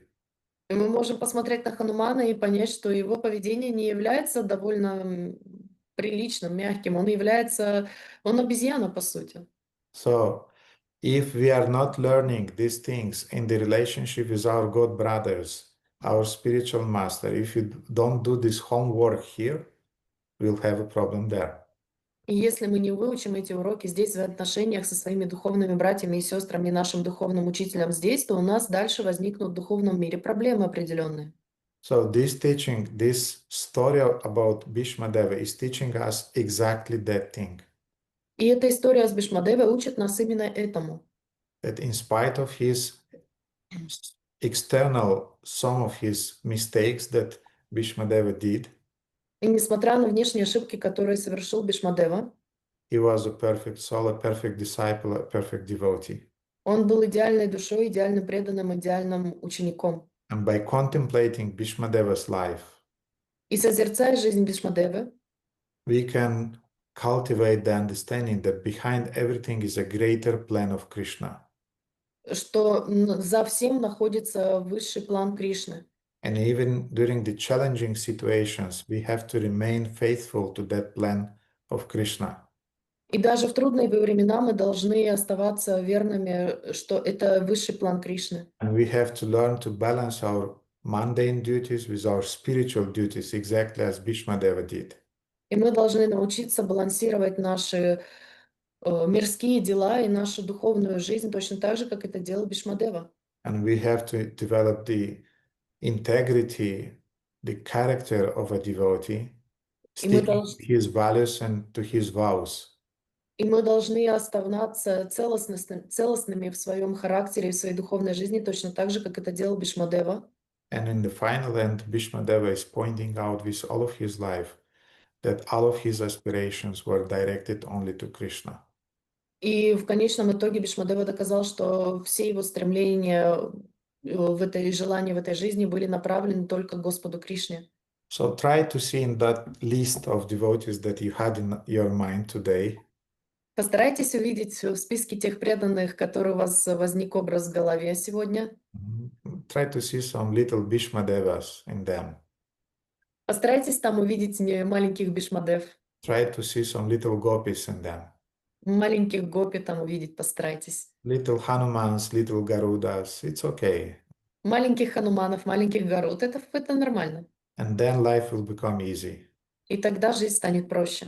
because you'll concentrate on the positive things, not on negative things. And you'll learn to cooperate with devotees and will receive all of their support, blessings, and consolations. Потому что вы будете видеть хорошие, положительные вещи, а не недостатки, и тогда вы сможете выстроить серьезные, основательные, доверительные взаимоотношения с другими преданными. И призовете все их благословения, их милость и опеку. Okay, dear devotees, thank you so much for being attentive and you're listening. Maybe you have some questions and you would like to discuss. Then... Хорошо, дорогие преданные, спасибо вам за внимательное слушание, за ваше время. Возможно, у вас есть вопросы, которые вы бы хотели задать. We'll start with Victor. He was the first, then Radhakanta. Начнем с Виктора, он был первым, затем Радаканта.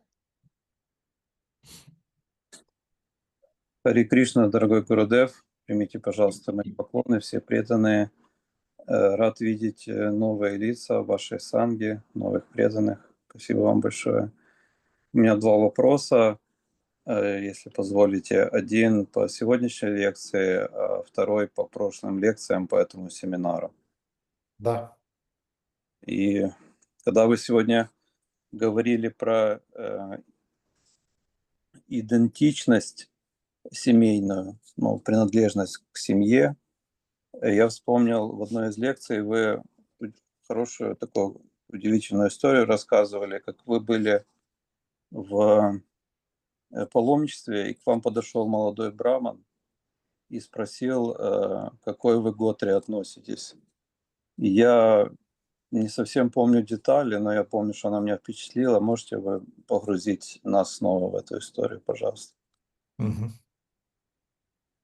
So when you said about the identity towards the family of the devotees, I remember the story of Brahma, in which when you were паломничество? In a pilgrimage. In pilgrimage, you met a Brahma who asked to which gotra you belong, and you told the story, which I don't remember. Can you put us again in that nectar story? So that story started with another incident that happened. Эта история началась с другого инцидента, который произошел. After maybe 2 years of living in Brahmachari ashram, once I came to visit my parents.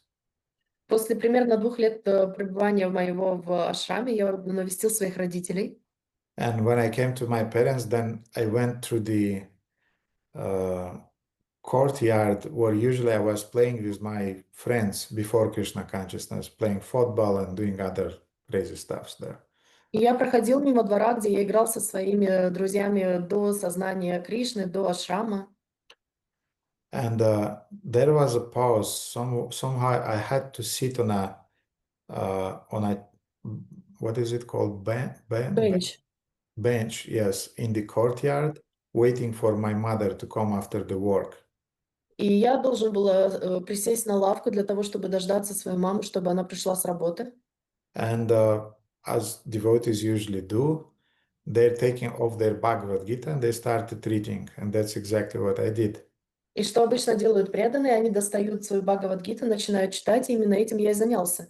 And then one of my old friend came, then another, then the third one, they came and they started looking, what is he doing? И потом один мой друг появился, другой, третий, и они все стали смотреть, что же я там такое делаю. Hey, what are you reading? We didn't saw you for a few years. What are you doing? Эй, что ты там читаешь? Мы не видели тебя несколько лет, чем ты занят? And I said, I'm a monk in an ashram. I'm doing some bhakti yoga, and this is a great book to read, Bhagavad Gita. И я сказал, что я являюсь монахом в ашраме, занимаюсь бхакти-йогой, и это прекрасная книга, которую нужно изучать. And one of the guys said, this is about God? И один из друзей сказал, это книга о Боге? And I said, yes. И я сказал, да. And then all of them, they were completely disappointed. И все они были полностью разочарованы. And one of them said that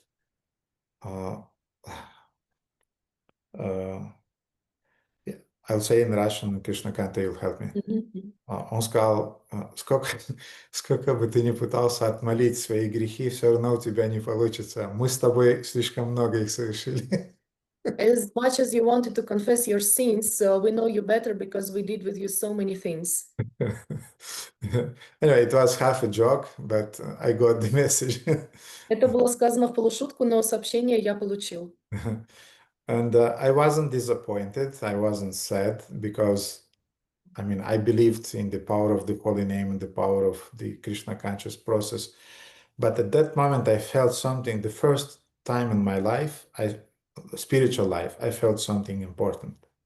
Я не был расстроен, я понимал все, и у меня была очень твердая вера в сознание Кришны и в Святое Имя, но это был первый раз в моей духовной жизни, когда я почувствовал что-то особенное.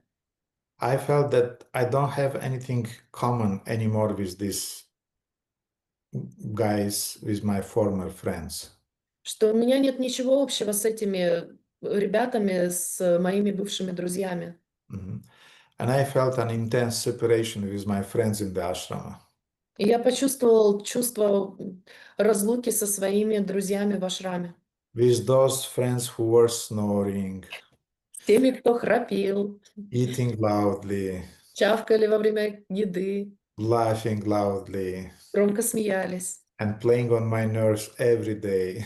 и играли на моих нервах каждый день. But we were doing book distribution together.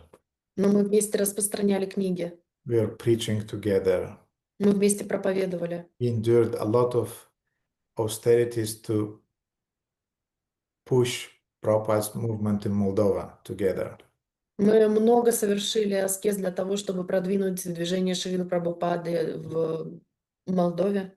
We were beaten together on the streets. We were spitted on the face on the streets during the Harinams. Many things happened. Нас избивали на улицах, плевались нас во время Харинам. Очень много вещей произошло. Once they took an interview from me Однажды они интервью у меня взяли. right in the ashram. Прямо в ашраме. And the interviewer was so nice, and he was asking different questions that, so you were an artist and now you are living here, and who are your parents and what are you doing during the day? And I was innocently telling that we are doing 16 rounds of japa and we are eating only Krishna prasadam, following the principles, no illicit sex, including. И интервьюер была очень милой, спрашивала, а что вы здесь делаете? А вы были раньше художником, а теперь вы здесь живете. А кем были ваши родители? А что вы здесь делаете? Я объяснял, чем мы занимаемся, что мы воспеваем 16 кругов, что мы исследуем определенным регулирующим принципам, включая отсутствие незаконного секса. And then after 1 week, I was on the street distributing books. И потом через неделю я был на улице, распространял книги. And I saw some young people who were looking like me and showing, this is him, this is him. И я видел, как несколько молодых людей показывали на меня пальцем и говорили, это он, это он. Then after some time, other young people saying, yes, this is him, this is him. И через какое-то время другие присоединялись и говорили, да, это он, это он.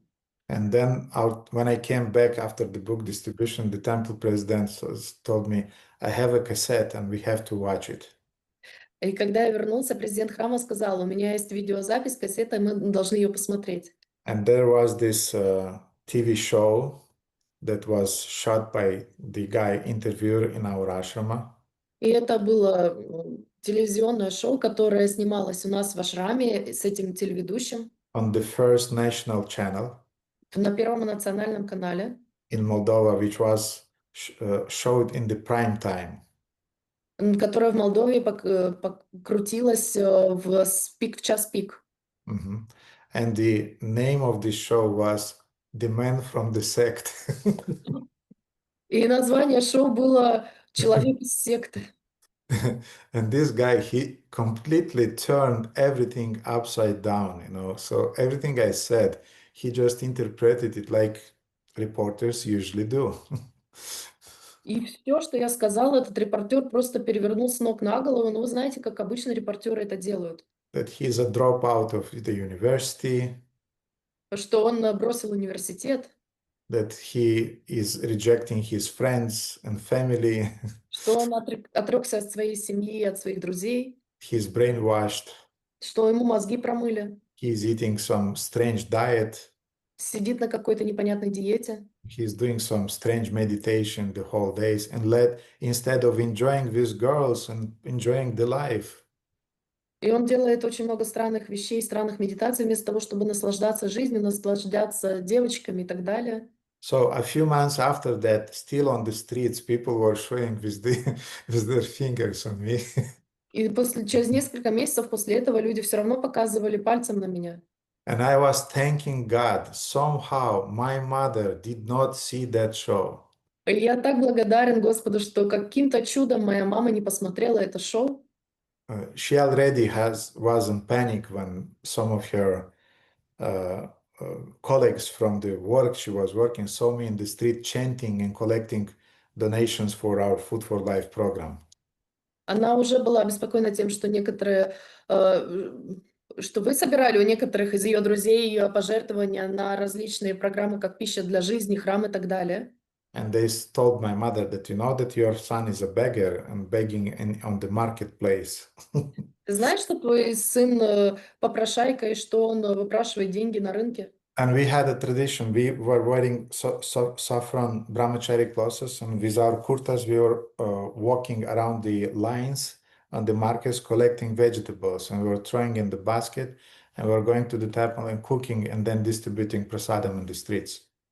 И у нас была традиция, мы были одеты в наши шафрановые одежды, вытягивали свою курту впереди нас и собирали в пожертвования различные овощи, потом складывали их в корзину, и после этого готовили эти овощи и раздавали эту пищу на улице. So when my mother was told that your son is a beggar, she was really depressed. И когда моей маме сказали, что твой сын попрошайка, нищий, она по-настоящему вошла в депрессию. And she told me that you do whatever you like, but don't go on the streets begging. И она сказала, делай все, что ты хочешь, только, пожалуйста, не попрошайничай на улицах. I think I avoided after that. I promised her that, okay, I will not do that. Я думаю, что после этого я старался этого избегать. Я пообещала ей, что я не буду этого делать. I did that only in Romania, not in Moldova. Я делала это только в Румынии, не в Молдове.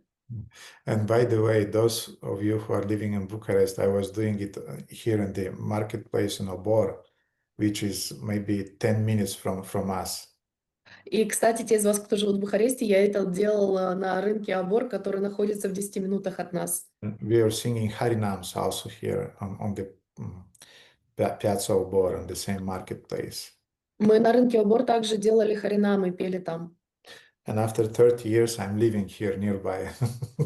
И спустя 30 лет я живу здесь неподалеку. So anyway, what I want to say is that when these things happened, I started to detach myself from the former friends, colleagues, from the society, and I understood I have a family. I have a spiritual family now.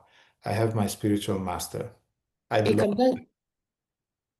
когда это все начало происходить, я по-настоящему понял, что я отрекся, отсепарировался от всей своей прошлой жизни, от общества, от родных, друзей, которые меня окружали, понял, что у меня есть семья, которая настоящая, это семья преданных. I belong to that tribe.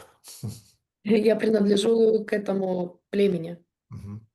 And then later, I heard some lectures of one of Srila Prabhupada's disciples in India, who was explaining how now this can be explained in the Vedic terms, your belonging to a sangha, to a disciplic succession.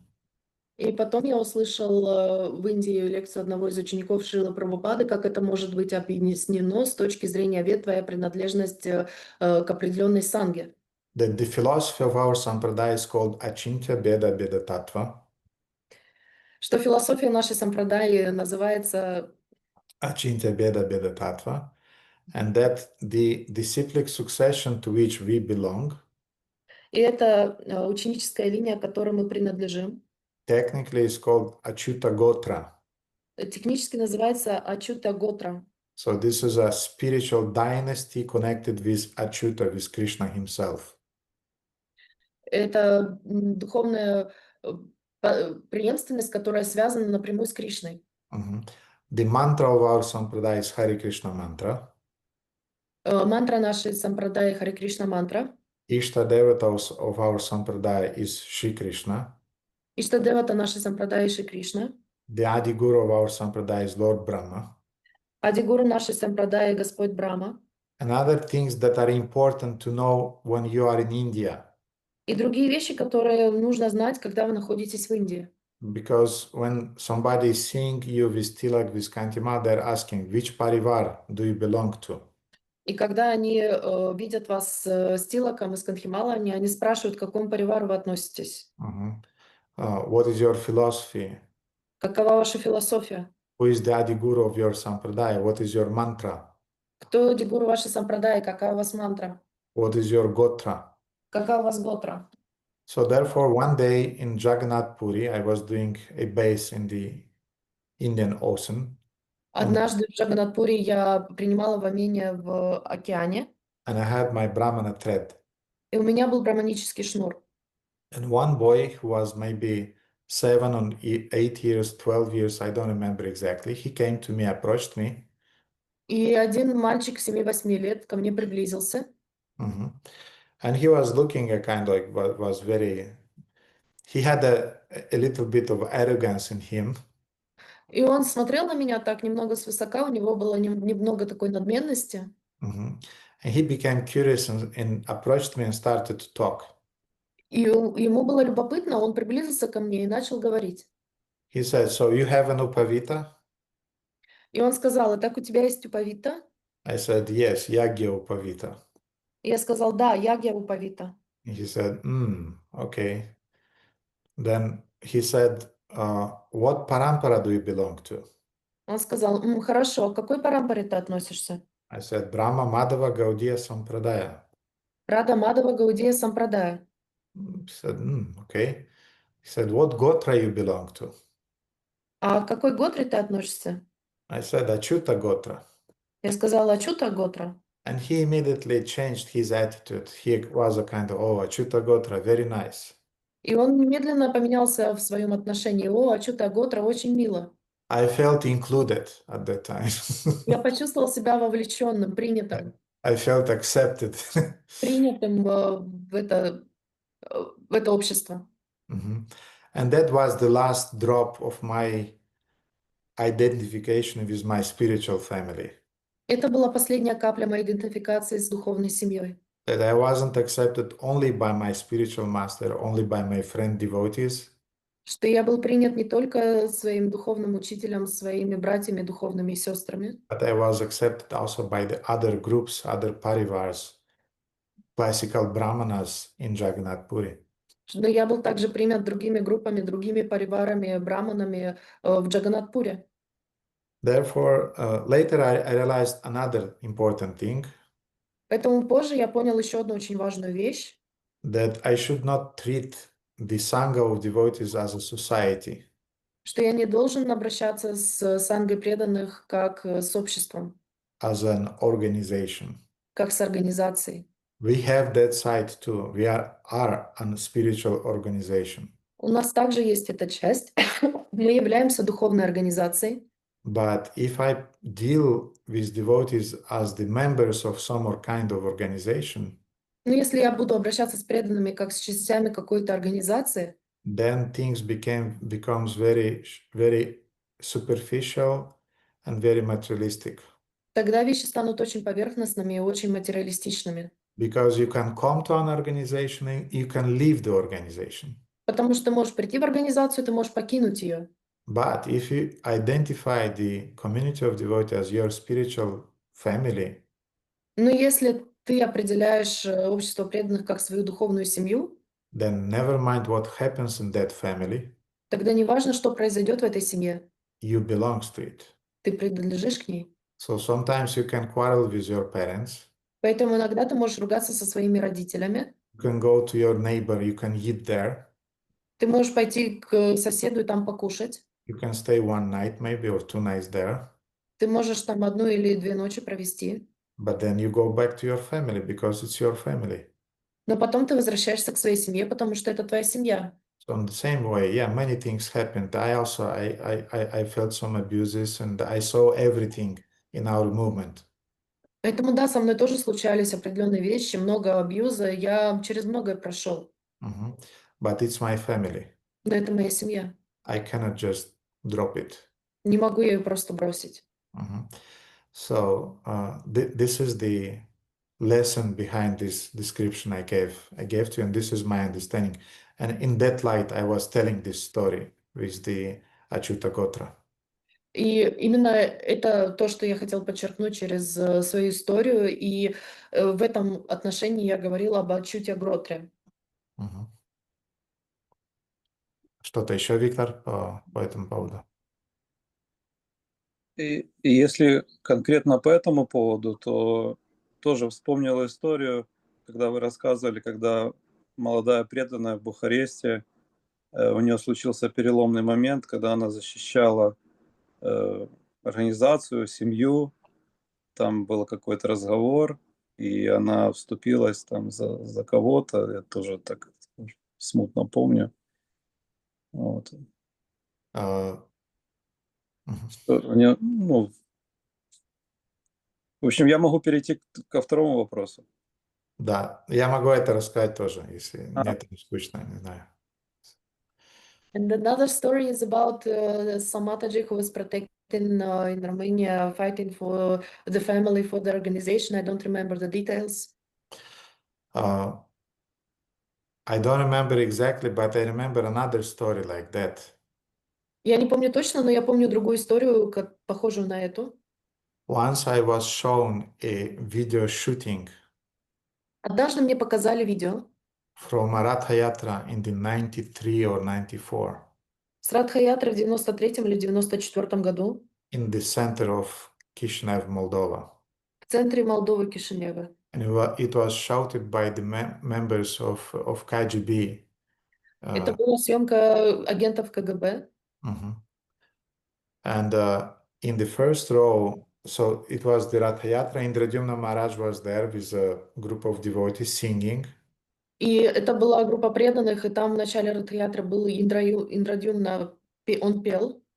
Devotees were staying with their backs to our national opera theater.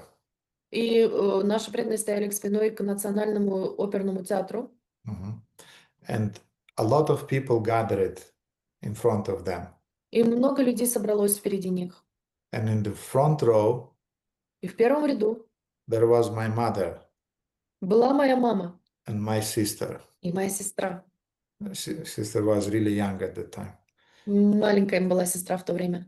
And people started talking, who are these guys from this sect? What's happening? И люди начали говорить, кто эти люди из этой секты, что происходит? And my mother, she was a kind, they're not sect, you know, they're good people. И моя мама была такая, нет, это не секта, они хорошие люди. They're doing a lot of welfare activities, feeding poor people. So Они делают много благотворительной деятельности, они кормят голодных людей. and right after that, devotees started taking some buckets with gulab jamuns. И после этого как раз преданные достали несколько корзин с гулаб-джамуном. Ведер. Ведер. Мгм. They were putting their hands into that juice with gulab jamuns. Они прям руками заладили туда, в эти гулаб-джамуны. And with that dropping of juice, hands, Капельками сиропа they спадающего started раздавали. distribute those gulab jamuns to the people in the crowd. И раздавали эти гулаб-джамуны прямо руками в толпу людей. Right in the hands. Прямо в руки. And my mother took a gulab jamun like that and she ate it. И моя мама взяла гулаб-джамун прямо вот так вот, и она его съела.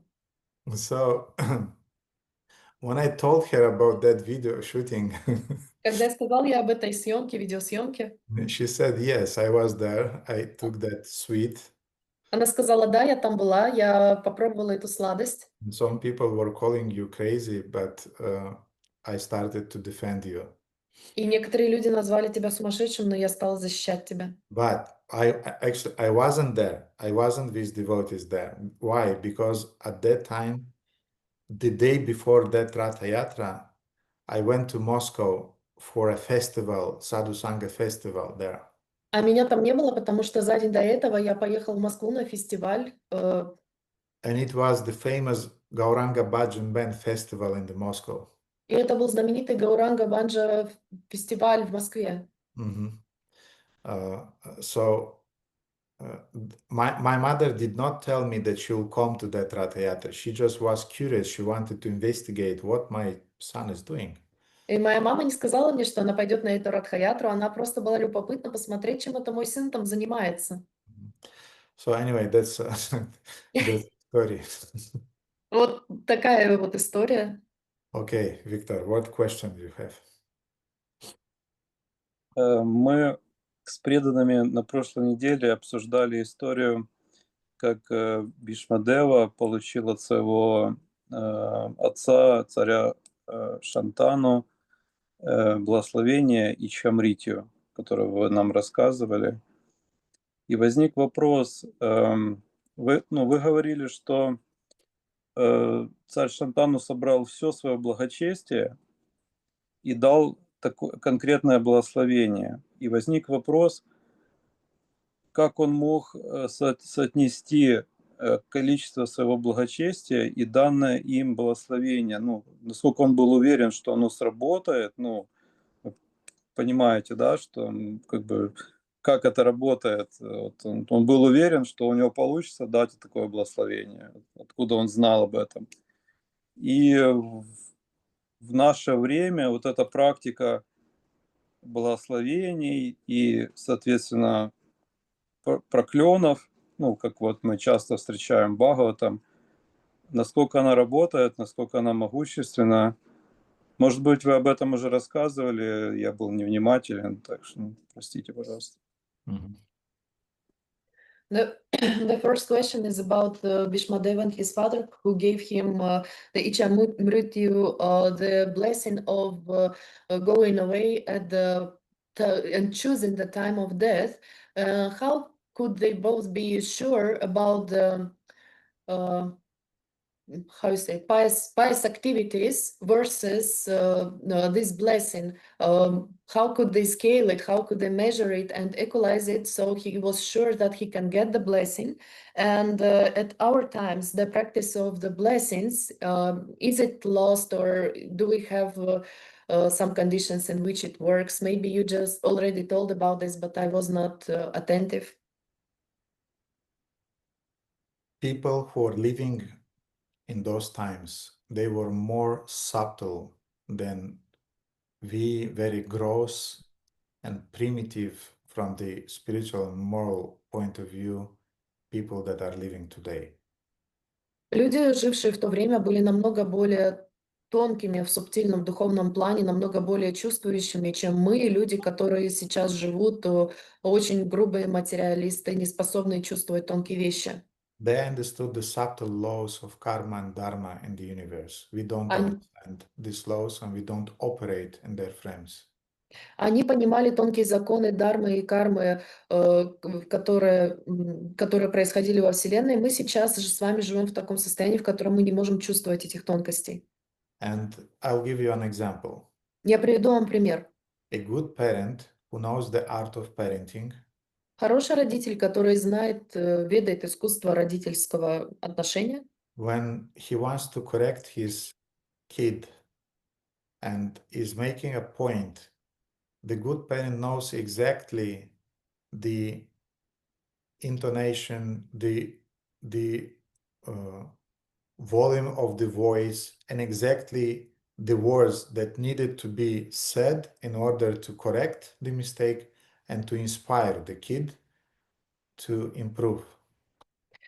хороший родитель, он очень тонко знает и чувствует, если он хочет научить своего ребенка чему-то, что является хорошим, он знает, с какой, и подправить его, он знает очень точно, с какой интонацией, с какой высотой голоса и какими словами он должен это сказать для того, чтобы в ребенка это знание вошло. Mhm. Because he has knowledge and he has a feeling and a connection with the kid. Потому что у него есть знания, у него есть чувствование, у него есть связь с ребенком. So in the same way, the Vedic sages, Точно так же ведические мудрецы, they knew the power of their former austerities, they knew the amount of those austerities, and they knew to what degree they can promise something or to give a blessing. они знали, они знали глубину, силу своих предыдущих аскез и обетов. Они знали, какую силу духовную они эти аскезами и обетами накопили, и поэтому они могли пропорционально понимать, какого вида благословения они способны дать. Mhm. So again, being more mystical persons and more subtle persons than we are, they knew the amount of words, intentions that they should say during their blessings that they are giving. И опять же, будучи очень мистическими, очень тонкими по натуре своей существами, они понимали, какими словами они должны оперировать, тоном голоса и так далее, и что именно они могут сказать для того, чтобы превратить свои благословения в явь. So we have here in Romania, we have RON. It's the national currency. И здесь у нас в Румынии есть национальная валюта рон. In Ukraine, you have grivna. В Украине у вас есть гривны. In Great Britain, they have pounds. В Великобритании у них есть фунты, In USA, they have dollars. а в США есть доллары. Now we have a currency on the level of the universe. А у нас есть валюта на уровне Вселенной. You know how it is called? Вы знаете, как она называется? Who knows? Кто знает? Baladev knows. Please say it, Baladev. Баладева знает. Turn on the mic. Тапас. Yes, it's called tapas. Да, она называется тапас. So tapas is the currency. Тапас является валютой. So when you earned 100 euros, you know that you have in your bank account, you have 100 euros. Поэтому, когда вы заработали 100 евро, вы знаете, что у вас в кармане есть 100 евро. And when you promise, when some neighbor is coming to you and is saying, can you borrow me 100 euros? You're saying yes, because I have it in my account. И когда к вам приходит сосед для того, чтобы занять 100 евро, вы можете ему занять, потому что оно находится на вас на счету. So in the same way, Shantanu knew how many merits he has as a result of his austerities and yoga practice. И точно так же Шантан узнал, какие у него есть заслуги и благословения благодаря своей йогической практике. Therefore, when he promised to his son and he gave him that boon, that benediction, he knew that he has those tapas, those currencies in his account, and it will work out. И поэтому, когда он пообещал это благословение, эту милость для своего сына, он понимал, что у него есть на счету достаточное количество этой валюты. So that's how it works. Now, about the today's days. Вот так это работает. А теперь про настоящее время. Here in Romania, we have, Baldev, according to law, we cannot say the word, we should say Roms, correct? Nu înțeleg întrebarea, Grudă. Deci, în acord cu legislația, noi nu putem să folosim cuvântul țigan, noi trebuie să folosim cuvântul rom. Da, că îi discriminăm dacă folosim. Îi discriminăm, țigan. ok. Da. So we have... Итак, по закону мы не можем использовать слово цыган, мы можем использовать ром. Because this is considered to be discriminatory word, like, for example, the word Niger. Потому что это дискриминация, точно так же, как в английском языке существует слово нигер. Gypsy in English. Okay, yes, gypsy in English. But we don't say gypsy, we say Roms here in Romania because this is the state's law. Otherwise, you are discriminating. Но здесь мы в Румынии не говорим слово цыган, мы говорим слово ром, иначе здесь это является дискриминацией по закону. Actually, there are more gypsies in Hungary than in Romania, but somehow because of the Alexander Pushkin, Moldova and Romania is known as the land of gypsies. На самом деле в Венгрии больше цыган, чем в Румынии, но благодаря Пушкину Молдова и Румыния считаются пристанищем для цыган. It's a whole topic. We'll not go into that now. Это целая тема, мы туда не будем погружаться. But why I'm saying that? Because here people are very scared and afraid when a gypsy lady is saying, if you don't give me a donation, I'll curse you. Но здесь очень часто люди боятся, если цыганка скажет, дай мне деньги, или я тебя прокляну. So people are kind of like better better to avoid these situations. И люди знают, что лучше избегать таких ситуаций. And I believe that maybe some gypsy women, they have some powers. И я думаю, что у некоторых цыганок есть такие мистические силы. But generally, considering that this is Kali Yuga, I don't believe that all of them have those powers. Но учитывая, что это Кали-юга, я не думаю, что у них у всех есть такие мистические силы. Why? Because in order to give a benediction or to curse somebody, you have to have this currency, universal currency behind, which is called tapas. Почему? Потому что для того, чтобы дать благословение или проклясть кого-то, у вас должна быть эта универсальная валюта, которая является тапас. So to the degree you perform austerities or some spiritual practice, some sadhana, to that degree you accumulate that energy of tapas. Поэтому в той степени, в которой вы проявляете, даете какие-то обеты, аскезы или тапасы, в той степени вы получаете эту валюту. I heard from Shutakirti Prabhu Я слышала от Шутакирти Прабhu, that, I don't remember exactly the number of years, but Prabhupada said if for 1 year or some number of years you daily are going to Mangalarati, и я не помню точное количество, но Шрила Прабхупада говорил год, 3 или какое-то определенное количество, вы ходите каждый день на Мангала-арати, which means rising early in the morning, что означает подняться рано утром, 3:30, 4. 3:40, 4 утра. Then Prabhupada said, everything that you will say will materialize. Тогда все, что вы произнесете, будет материализовано. Why? Because you accumulated that power by tapas, by austerity. Почему? Потому что вы накопили эту силу своим тапасом, своей аскезой. And everything you promise, it will happen. И все, что вы произнесете, пообещаете, оно исполнится. So that's how it works. И вот так это работает. Therefore, if a person has some merits, some tapasya energy currency either from this lifetime or from the previous lifetimes, his curse or benediction will work out. Поэтому, если у человека есть определенные заслуги аскезы тапасы с этой жизни или с предыдущей жизни, тогда его проклятие или благословения будут точно работать. If a person is just a sense enjoyer, nothing will happen. Если человек просто Наслаждает свои чувства и не соблюдает никаких принципов, никакой тапаси, ничего не случится в результате его проклятия или благословений. So now, can you imagine how many tapas, how much energy devotees accumulate by distributing books, by following the four regulative principles, by chanting rounds daily, by remaining humble and tolerant in the service of their gurus? А теперь, можете ли вы себе представить, какое количество благочестия накапливают преданные, когда они распространяют книги, когда они делают мангала-арати, когда они воспевают круги, Когда они соблюдают 4 регулирующих принципа и так далее, когда они остаются смиренными учениками, послушниками своих духовных учителей. Therefore, we always are striving to get the benedictions of devotees. и поэтому мы всегда стараемся получить милость преданных.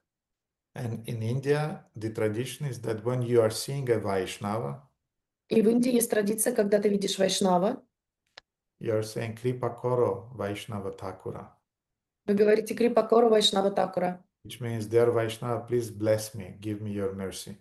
что означает: дорогой Вайшнава, пожалуйста, благослови меня, дай мне свою милость. Because when a Vaishnava is giving you mercy, is giving his blessings, things are happening.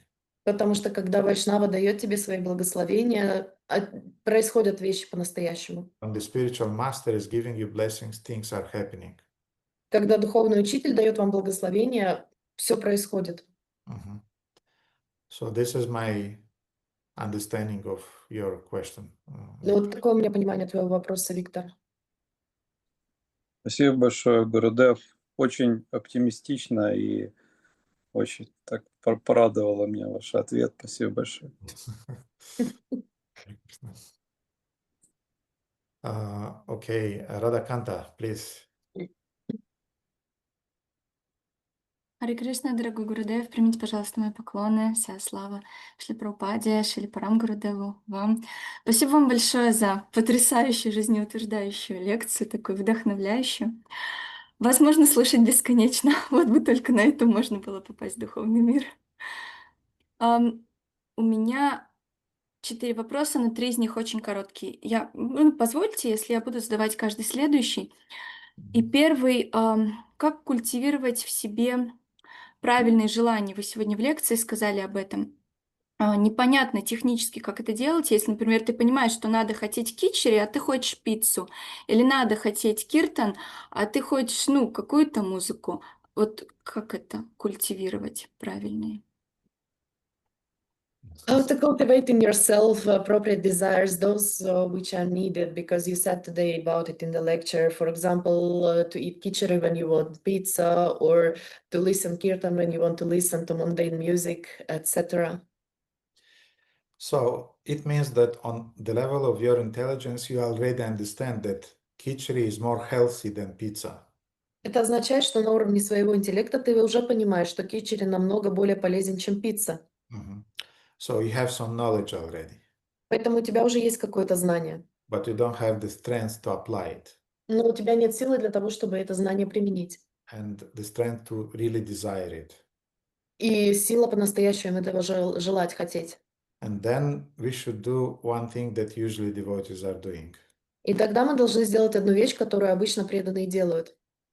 We should pray to Krishna, please give me the strength to realize that desire and to identify myself with that desire and to make this desire my own desire. Тогда они молятся Кришне и говорят ему о том, что помоги, чтобы это стало моим желанием, осознанным желанием, которое будет исходить из моего сердца и станет моим. Спасибо большое. Второй вопрос. Вот вы сегодня, в общем, Манах Шикшу я сейчас слушаю, вот Шидама Прабху очень ее прославлял, и, наконец, начала я слушать, и там вы приводите пример, когда вы поднялись там на гору с другом, и там были лошади, и лошадь идет только вот в одну сторону, и так вы сказали, ну, в общем, да, она идет проторенной дорогой, но как с ней можно, вот аналогия с умом, как с ней можно договориться, вот прям фраза такая, ты, ну, говоришь, иди пощипай травку, с тобой можно договориться, хорошо, тогда вот чуть-чуть поделай, что я тебе скажу, я тебя еще на травку выпущу. Вот применительно к нашему уму конкретно, как выглядит, что мы выпускаем свой ум пощипать травку? Где вот эта грань между, ну, чтоб, ну, расхолаживать? Ну, вы понимаете, мне трудно сформулировать, но вы понимаете, что я хотела спросить. Спасибо. When you were talking in Mana Shiksha, which was advertised for us by Shridama Prabhu, how you were with a friend on the mountain and you saw horses which were going in the same direction. Anyways, the thing is that if we will do analogy with the mind, when you can talk with it and you say to your mind, I will give you something and then I will let you to eat grass. So where is the fringe in which we spoil our mind and it becomes reckless, or where we actually have to discipline it? It's hard for me to formulate the question, but I think you understood what I'm trying to ask. I used to tell devotees, young devotees, a joke. Я раньше рассказывал начинающим преданным шутку.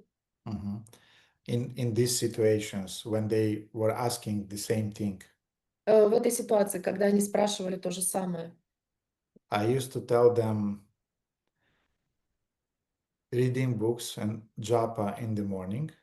Я говорила, вы воспевайте свои круги и читайте книги утром. And chocolate, ice cream, and TV serials in the evening. А шоколад, мороженое и сериалы вечером.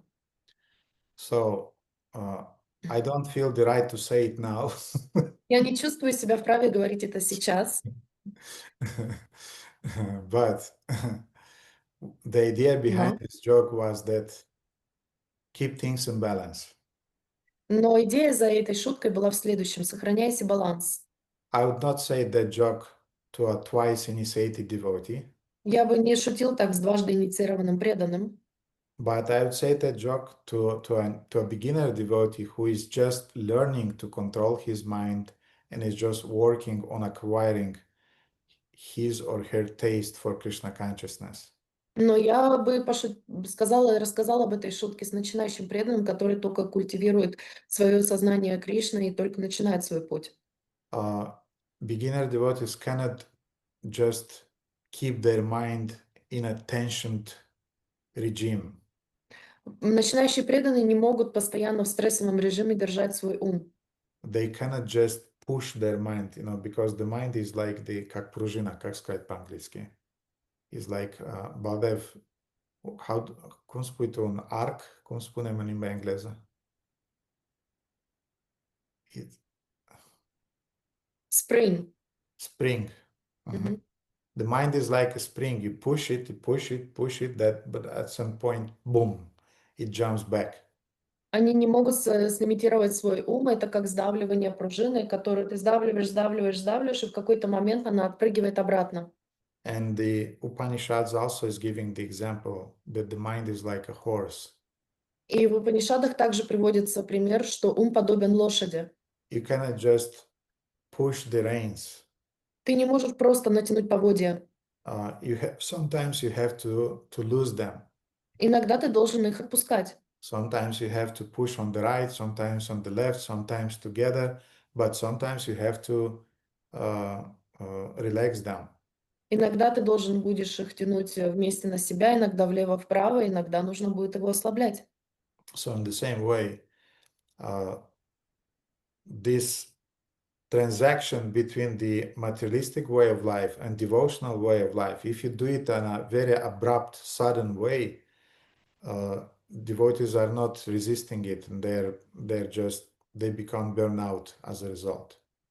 И точно так же этот переход, транзакция из материальной в духовную жизнь, если сделать это очень быстро, резко и неожиданно для преданного, они просто выгорят, они сгорают очень быстро. Therefore, to give some grass to your mind, to your horse, Means yes, to give some relaxation to him, sattvic relaxation, but yet relaxation to him. Поэтому давать своей лошади, своему уму немного травы означает давать ему также расслабление, но сатвическим образом. Mhm. Therefore, do your sadhana in the morning, Поэтому делай свою садану утром, and during the day you can do some things that technically are not quite, how to say, sattvic.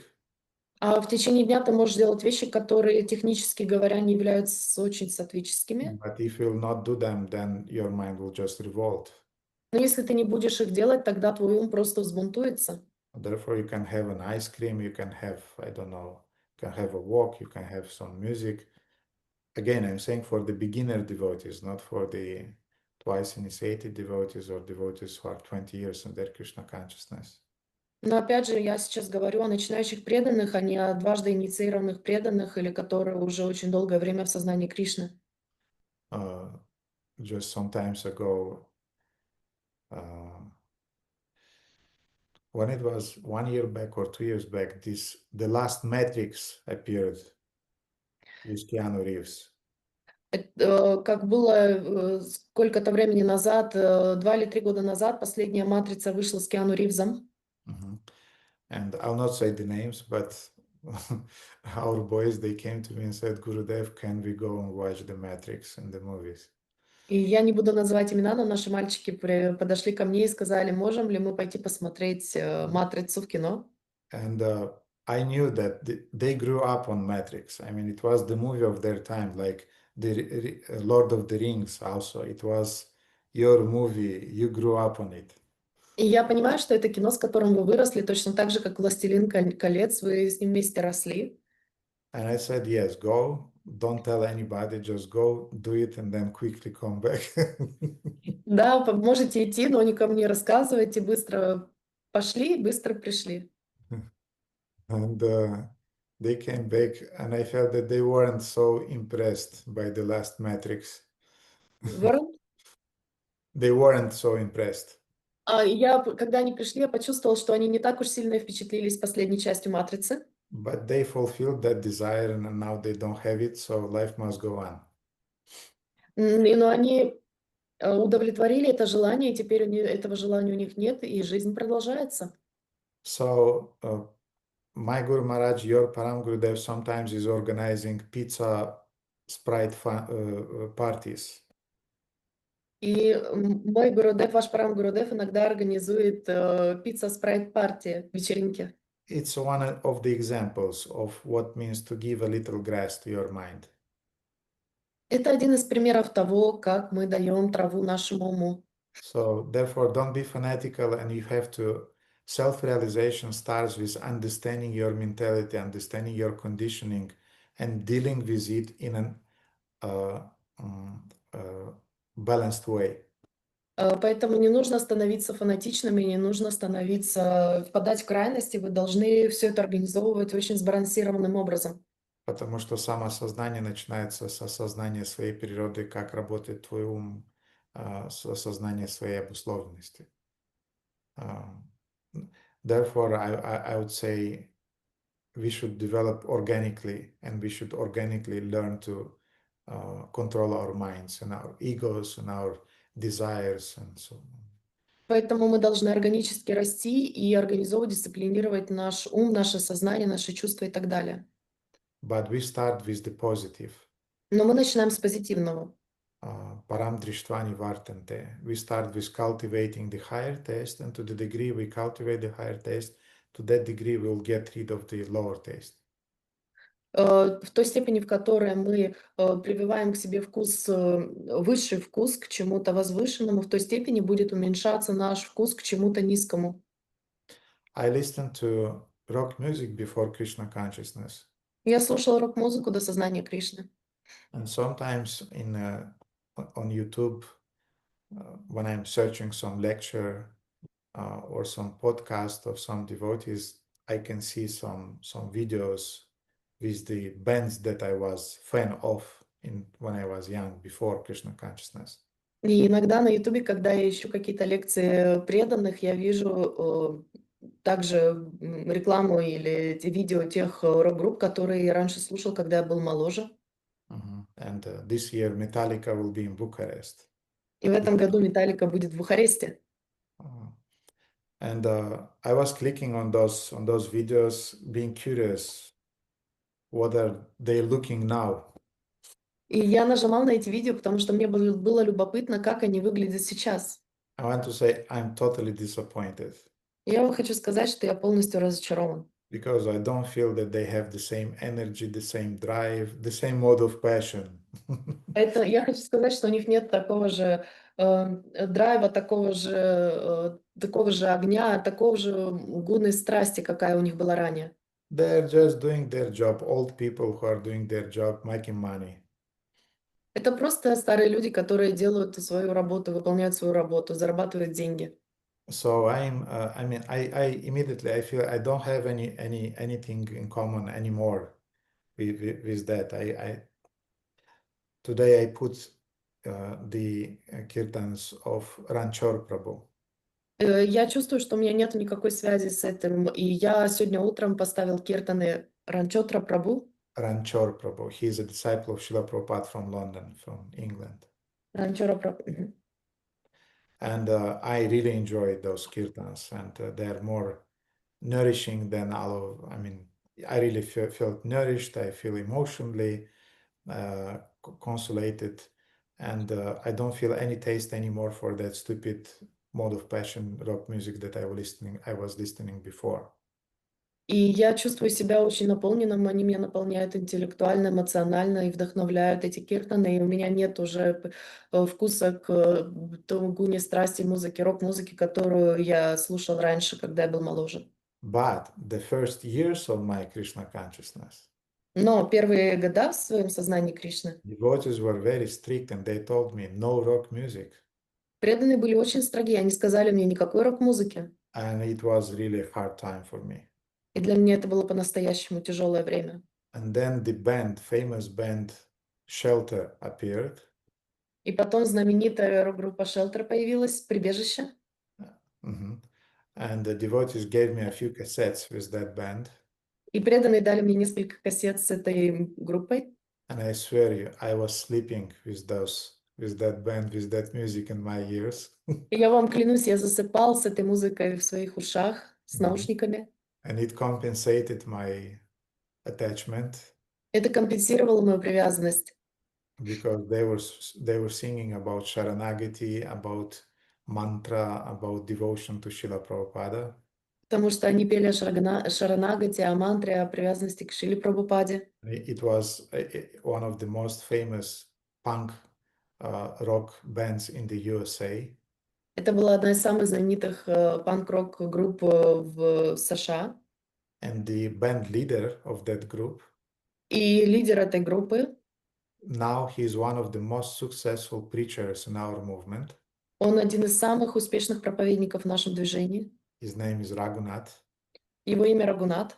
And they have on YouTube, they have a podcast show which is called The Wisdom of the Sages. И у них есть подкаст на Ютубе, который называется «Мудрость святых». And sometimes I'm listening to Raghunath and to his friend Kaustuba, and they're giving very nice lectures, very nice presentations. И иногда я слушаю и его друга, когда они обсуждают какие-то очень интересные, возвышенные темы. And they're co-working with Srila Radhanath Swami Maharaj. И Они работают вместе с Радханатой Свами Махараджем.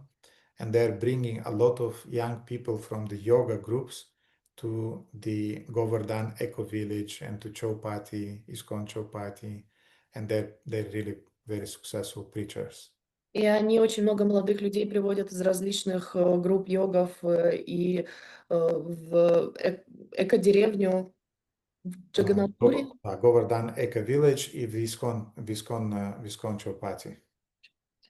So what I want to say is that I gave my mind some grass when I was a young devotee. I needed it. И что я хочу сказать, что, будучи молодым преданным, я давал своему уму немного зеленой травы. Мне это было нужно. Recently, I found in my old files, I had on a old drive, I found some recordings with the shelter, and I tried to listen, being nostalgic about my young age. И я нашел у себя жесткий диск, на котором я нашел эту группу Shelter, которую я захотел послушать, поностальгировав о своей молодости. And I was a kind of like, okay, I really listened to that. И я такой был, и вот это я слушал, да? It was like a dose of mode of passion that I said, no, no, thanks. Это был передоз гунной страсти, что я так сказал, нет, нет, спасибо. So the message is, Radhakanta, take it gradually, don't be fanatical. Take it gradually, and you'll acquire the higher taste, and by the higher taste, you'll get rid of the lower taste. Но послание такое Радхаканта: делай это последовательно, постепенно и развивай себе вкус к возвышенным, высокий вкус, возвышенный вкус развивай себе, и постепенно вкус к низким вещам он уйдет. Спасибо большое, Гурудев. Да, про рок-музыку особенно актуально, потому что ты жуешь уже не сладко, а все равно жуешь, вдруг там еще что-то сладкое осталось. Спасибо большое. И последний маленький вопрос, как раз он у меня был про как понять, что ты еще начинающий или уже не начинающий? То есть у кого спросить или как-то измеряется это годами? How to understand if you are a beginner devotee or you are already not a beginner? How to measure it? You have to ask from someone, or how you can measure it? I would say that I have a criteria for my disciples. Я бы сказал, что у меня есть критерии для своих учеников. Some years back, I told to local devotees here in Bucharest, I told them Несколько лет назад я сказал здесь местным ученикам в Бухаресте, that, dear devotees, you have some time to enjoy before initiation. дорогие преданные, у вас есть время понаслаждаться до инициации. So before initiation, enjoy your life. До инициации наслаждайтесь своей жизнью. Because after initiation, you'll not be able to enjoy your life. Потому что после инициации вы наслаждаться своей жизнью не сможете. And now I corrected a little bit my statement. И теперь я немного подправил свое утверждение. Because I can see yet that even after initiation, devotees still are struggling. Что даже после инициации преданные все равно еще стараются. Все еще борются. Борются. And my now the last concession, the last stand is that, dear devotees, you are the beginners before the second initiation. After second initiation, you are initiated into Brahminical life, Brahminical culture. Forget about pizzas, forget about movies, forget about rock bands, even in Krishna consciousness. Now your bhajana life started. Но теперь я немного обновил свое утверждение. Оно звучит так, что, дорогие преданные, наслаждайтесь в какой-то мере своей жизнью до второй инициации, а после второй инициации нужно забыть о пицце, о фильмах, о рок-музыке даже в сознании Кришны, потому что с этого момента начинается ваша настоящая духовная жизнь. Therefore, I personally decided that I will be very careful to whom I'm giving the second initiation. Поэтому я твердо решил, что я буду очень внимателен к тому, кому я даю вторую инициацию. First, a group of devotees, they received the second initiation very easily. Первая группа учеников получили вторую инициацию очень легко, But I'll not do it anymore. но я больше этого делать не буду. Therefore, when I'll see that devotees really, the mode of goodness is prominent and he has a higher taste, then we'll speak about the second initiation. Otherwise, we have the situation when devotees receive second initiation, they're not chanting the Gayatri mantras, they're not reading, and they're not preaching, not doing deity worship, and then is no use for such second initiation. А иначе мы будем видеть преданных, которые, получив вторую инициацию, не воспевают Гайатри мантру, не читают или не проповедуют. И поэтому с этого момента будет, только когда я увижу, что есть преобладание вкуса к высокому, только тогда будем получать вторую инициацию. Prabhupada is writing that in Nectar of Instruction, he is saying that Kanishta Adhikari is the first initiated devotee. Прабхупада пишет в «Нектаре наставлений», что Каништа Адикари — это первый инициированный ученик. And Madhyama Adhikara starts from the second initiation. А Мадхьяма Адикари начинается со второй инициации. So dear devotees, enjoy your life before the second initiation. Поэтому, дорогие преданные, наслаждайтесь своей жизнью до второй инициации. After the second initiation, you'll have to be serious. После второй инициации вам нужно будет быть серьезными. Therefore, first initiation is a kind of like transaction between material life and real devotional life and mode of goodness. Поэтому вторая инициация является транзакцией между Первая. материальной... Первая Первая. инициация является переходом транзакции из материальной жизни в духовную жизнь, когда мы развиваем в себе высший вкус.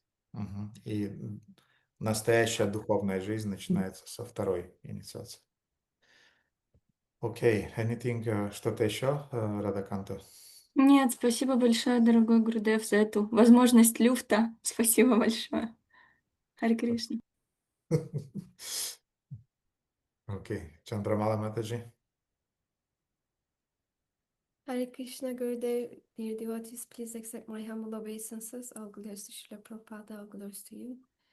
And thank you very much for this class. Each Friday I am thinking that it's the best Friday class, and then next time I again think same. It's so beneficial and relevant. There are so many details, and I enjoyed a lot and I learned a lot. My question is about that. What you are expecting from your disciples when they are exposing to criticism, how they should protect their optimism, how they cannot be so frustrated, disappointed, and continue their sadhana. What you instruct about this topic? Thank you very much. Вопрос, что вы ожидаете от своих учеников, которые сталкиваются с критикой, как они могут поддерживать свой оптимизм и продолжать практиковать свою садану и продолжать свою духовную практику? I'm looking for a verse that I discovered recently. Я ищу стих, который я недавно нашел. And yes. I'll send you this verse, Chandramala. You just remind me I'll send it to WhatsApp, okay? But I'll read it now. Я вам пошлю этот стих, напомните мне по WhatsApp, но сейчас я его прочту вслух. So this is the verse from Padyavali of Rupa Goswami, in which he is describing what should a devotee do when he is blasphemed, when he is criticized, when people gossip about him. Это стих из Рупа Госвами из Падьявали, в котором он говорит, как должен преданный себя вести, когда его проклинают, критикуют, сплетничают о нем. But before that verse, I'll tell you about another verse. Но до этого стиха я вам расскажу о другом стихе. Which I'll tell you exactly. Tiraskrita vipralabdha saptakshipta hatamapi nasya tat pratikurvanti tad bhakta bhavato pihi. Just a second, I'll find it. Одну секунду, я его найду. Tiraskritam vipralabdha.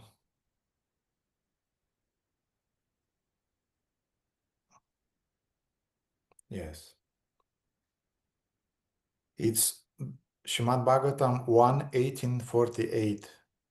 Это Шримад Бхагаватам 1:1848. Tiraskrita vipralabdha saptakshiptam hadamapi nasya tat pratikurvanti tad bhakta prabhavopihi. So you asked what my disciples should do when they endure such things. Now listen, everybody should do it. И вы меня спросили, что должны делать мои ученики, когда они со всем этим сталкиваются, поэтому сейчас все слушайте внимательно.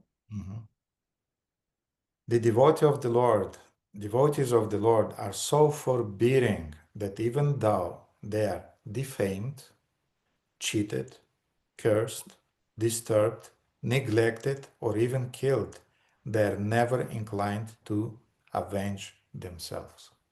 Преданные Господа так терпеливы, что никогда не склонны мстить за себя, даже если их поносят, обманывают, проклинают, беспокоят, презирают или даже убивают. Mhm. So that's Krishna's words. Это слова Кришны. Krishna's words through Srimad Bhagavatam. Слова Кришны через Шримад Бхагаватам. Because Srimad Bhagavatam is the sound incarnation of Krishna. So this shloka is representing what Krishna expects of us in these life situations. Потому что Шримад Бхагаватам является физическим воплощением Кришны, и он здесь описывает, что он ожидает от нас, когда с нами так поступают. Mhm. Therefore, forbearing and never revenging. Поэтому мы должны быть терпеливыми и никогда не мстить. Now, what we are doing meanwhile, А тем временем что мы делаем? the following. Следующее. Let the garrulous populace say whatever they like. Позвольте толпе говорить все, что им вздумается. We shall pay them no regard, Мы не будем обращать на них внимания. thoroughly maddened by the ecstasy of the intoxicating beverage of love for Krishna. Унесенные опьяняющим экстазом любви к Кришне, We shall enjoy life, running about, мы будем наслаждаться жизнью, проживая ее, rolling on the ground, катаясь по земле and dancing in ecstasy. и танцуя в экстазе. So you want to revenge to your enemies? Хотите отомстить своим врагам? Be happy. Будьте счастливы. You want to revenge to your enemies? Вы хотите отомстить своим врагам? Go deeper in your devotion. И еще больше погружайтесь в свою преданность. And the acharyas are giving the example that when a forest fire starts, И ачарьи дают пример, что когда начинается лесной пожар, first of all, who are dying are the snakes. первые, кто умирают, это змеи. Therefore, when somebody is envying you, Поэтому тот, кто вам завидует, when somebody is inimical towards you, когда кто-то к вам относится враждебно, when you start a real fire of devotion in your heart, когда вы начинаете настоящий пожар преданности в своем сердце, and you are dedicated to your sadhana, to your reading, to your chanting, not revenging, you are redirecting your energy in a positive way. и вы сосредоточены на своем воспевании, чтении, изучении своей садханы, то вы перенаправляете свою энергию в положительное русло. You are not revenging because otherwise you lose a lot of energy. Вы не мстите, потому что таким образом вы потеряете огромное количество энергии. So when you go deep into your sadhana, then this fire will burn all that enmity in the hearts of people who has it towards you. И когда вы разожжете этот пожар преданности в своем сердце, то он сожжет всю враждебность по отношению к вам от других людей. And let Krishna take care about that. И позвольте Кришне позаботиться об этом. You, meanwhile, А вы тем временем, as I said, как я сказал, you pay no regard to those people не обращайте внимания на этих людей, because you are truly maddened by the ecstasy of intoxicating beverage of love for Krishna. потому что вас уносит опьяняющая любовь к Кришне. And you are enjoying life running about. И вы наслаждаетесь жизнью, бегая кругами. Running about means running to do seva, to do service. You're busy. Бегать кругами означает выполнять севу, то есть вы все время заняты. Rolling on the ground and dancing in ecstasy, and you're happy, chanting and dancing in kirtans. Катаясь по земле и танцуя в экстазе, то есть вы заняты воспеванием, киртаном и танцами. And there is another translation. И есть еще один перевод. I'll send it today. You just remind me, and I'll send to everybody. I'll send those two verses. Вы напомните мне, я пошлю всем в группу эти два стиха. But the second translation of the same verse that I just read. Но второй перевод этого стиха, который я только что прочитал. The gossipers may slander us. Сплетники могут говорить за нашей спиной. But we shall not heed them. Но мы не ударим их, we should not pay attention to them. но мы не будем обращать на них внимание. Completely intoxicated by drinking the wine of ecstasy, Будучи опьяненными вином экстаза, of Sri Hari's service, служению Шри Хари, we shall dance and roll about on the ground and faint. мы будем танцевать и упадем на землю в обмороке. So, two verses. Итак, 2 стиха. One is saying, we don't revenge, we forbear. Один говорит, что мы не мстим, мы терпим. And the second is saying, what we are doing meanwhile. А во втором говорится, что мы делаем тем временем. We are drinking the wine of devotional service and enjoying the ecstasy. Мы напиваемся вином преданного служения и наслаждаемся экстазом. And let the envious got poisoned by their own envy. И позвольте завистникам упиться своей собственной завистью. And don't care about them. Krishna will deal with them. И не беспокойтесь о них, Кришна о них позаботится. That's what I do. Это то, что я делаю. Not that, I don't know, sometimes I want to say, to keep things in balance, sometimes we imagine that people are envious. Sometimes we imagine that people are inimical towards us. Я не говорю, что мы не можем воображать, придумывать себе, что люди нас сплетничают о нас, настроены по отношению к нам враждебно. But these formulas that I gave, Но эта формула, которую я вам дал, they are working in the both situation. она работает в обоих ситуациях. In the situation that it's a real thing, В ситуации, когда это является чем-то настоящим, and in the situation that we imagine something, и в той ситуации, когда мы себе придумали что-то. we are do the same. We are enjoying devotional service. Мы делаем то же самое, мы наслаждаемся преданным служением. And we are curing our own heart. We are not trying to cure somebody else. Мы излечиваем свое собственное сердце, мы не стараемся излечить кого-то еще. Okay, Baladeva, your question will be the last because it's a little bit late. Баладева, твой вопрос будет последним, потому что уже немного поздно. And I don't want to abuse you and to torture you. И я не хочу тебя абьюзировать и мучить. Всех, я имею в виду, не только Баладева. I'm just keeping the space for Rohini Mataji. She didn't know how to raise her hand. Ah, So okay. Vă rog acum, Rohini Mataji, vă rog, puneți întrebare.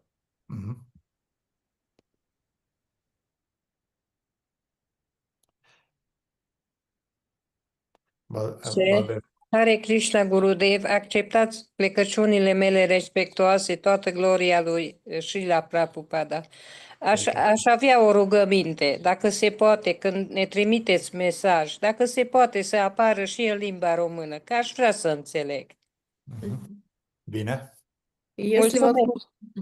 Если возможно, сообщение, появляющееся в группе на румынском языке. If it's possible, the messages that we are receiving in the group, so they will be translated also in Romanian language. Dacă se poate, că știu că sunteți foarte ocupați, dar dacă se poate. Mulțumesc frumos. I'll ask Baladev to find a devotee volunteer who translate those English texts, will translate them into Romanian, and then we'll send it afterwards. Я попрошу Баладева найти преданного, который будет переводить это на румынский язык, и мы потом будем постить эти сообщения. And I'm grateful to Audari and to other devotees who are translating those texts from English to Russian. Who is doing it usually? Я благодарен Аудари Нитай и другим преданным, которые переводят эти тексты. Кто занимается переводом этих сообщений обычно? I knew that Vrajarani was doing Audari Nitai. Okay. Yes, thanks to Audari Nitai for doing that, and we should do the same for Romanian devotees. Да, спасибо Аудари Нитаю за то, что он это делает, и мы должны делать то же самое для румынских преданных. So, Baldev, it's your headache from now on. Теперь, Баладева, это твоя головная боль.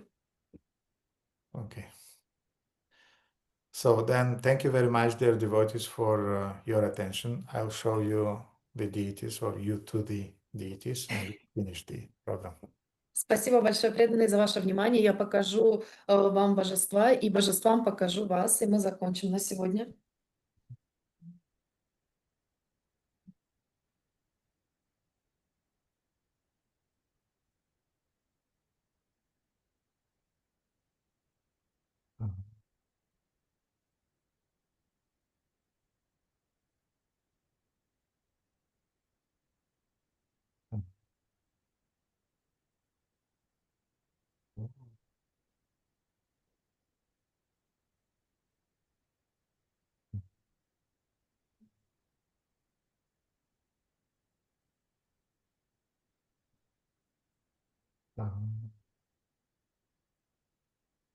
Oh.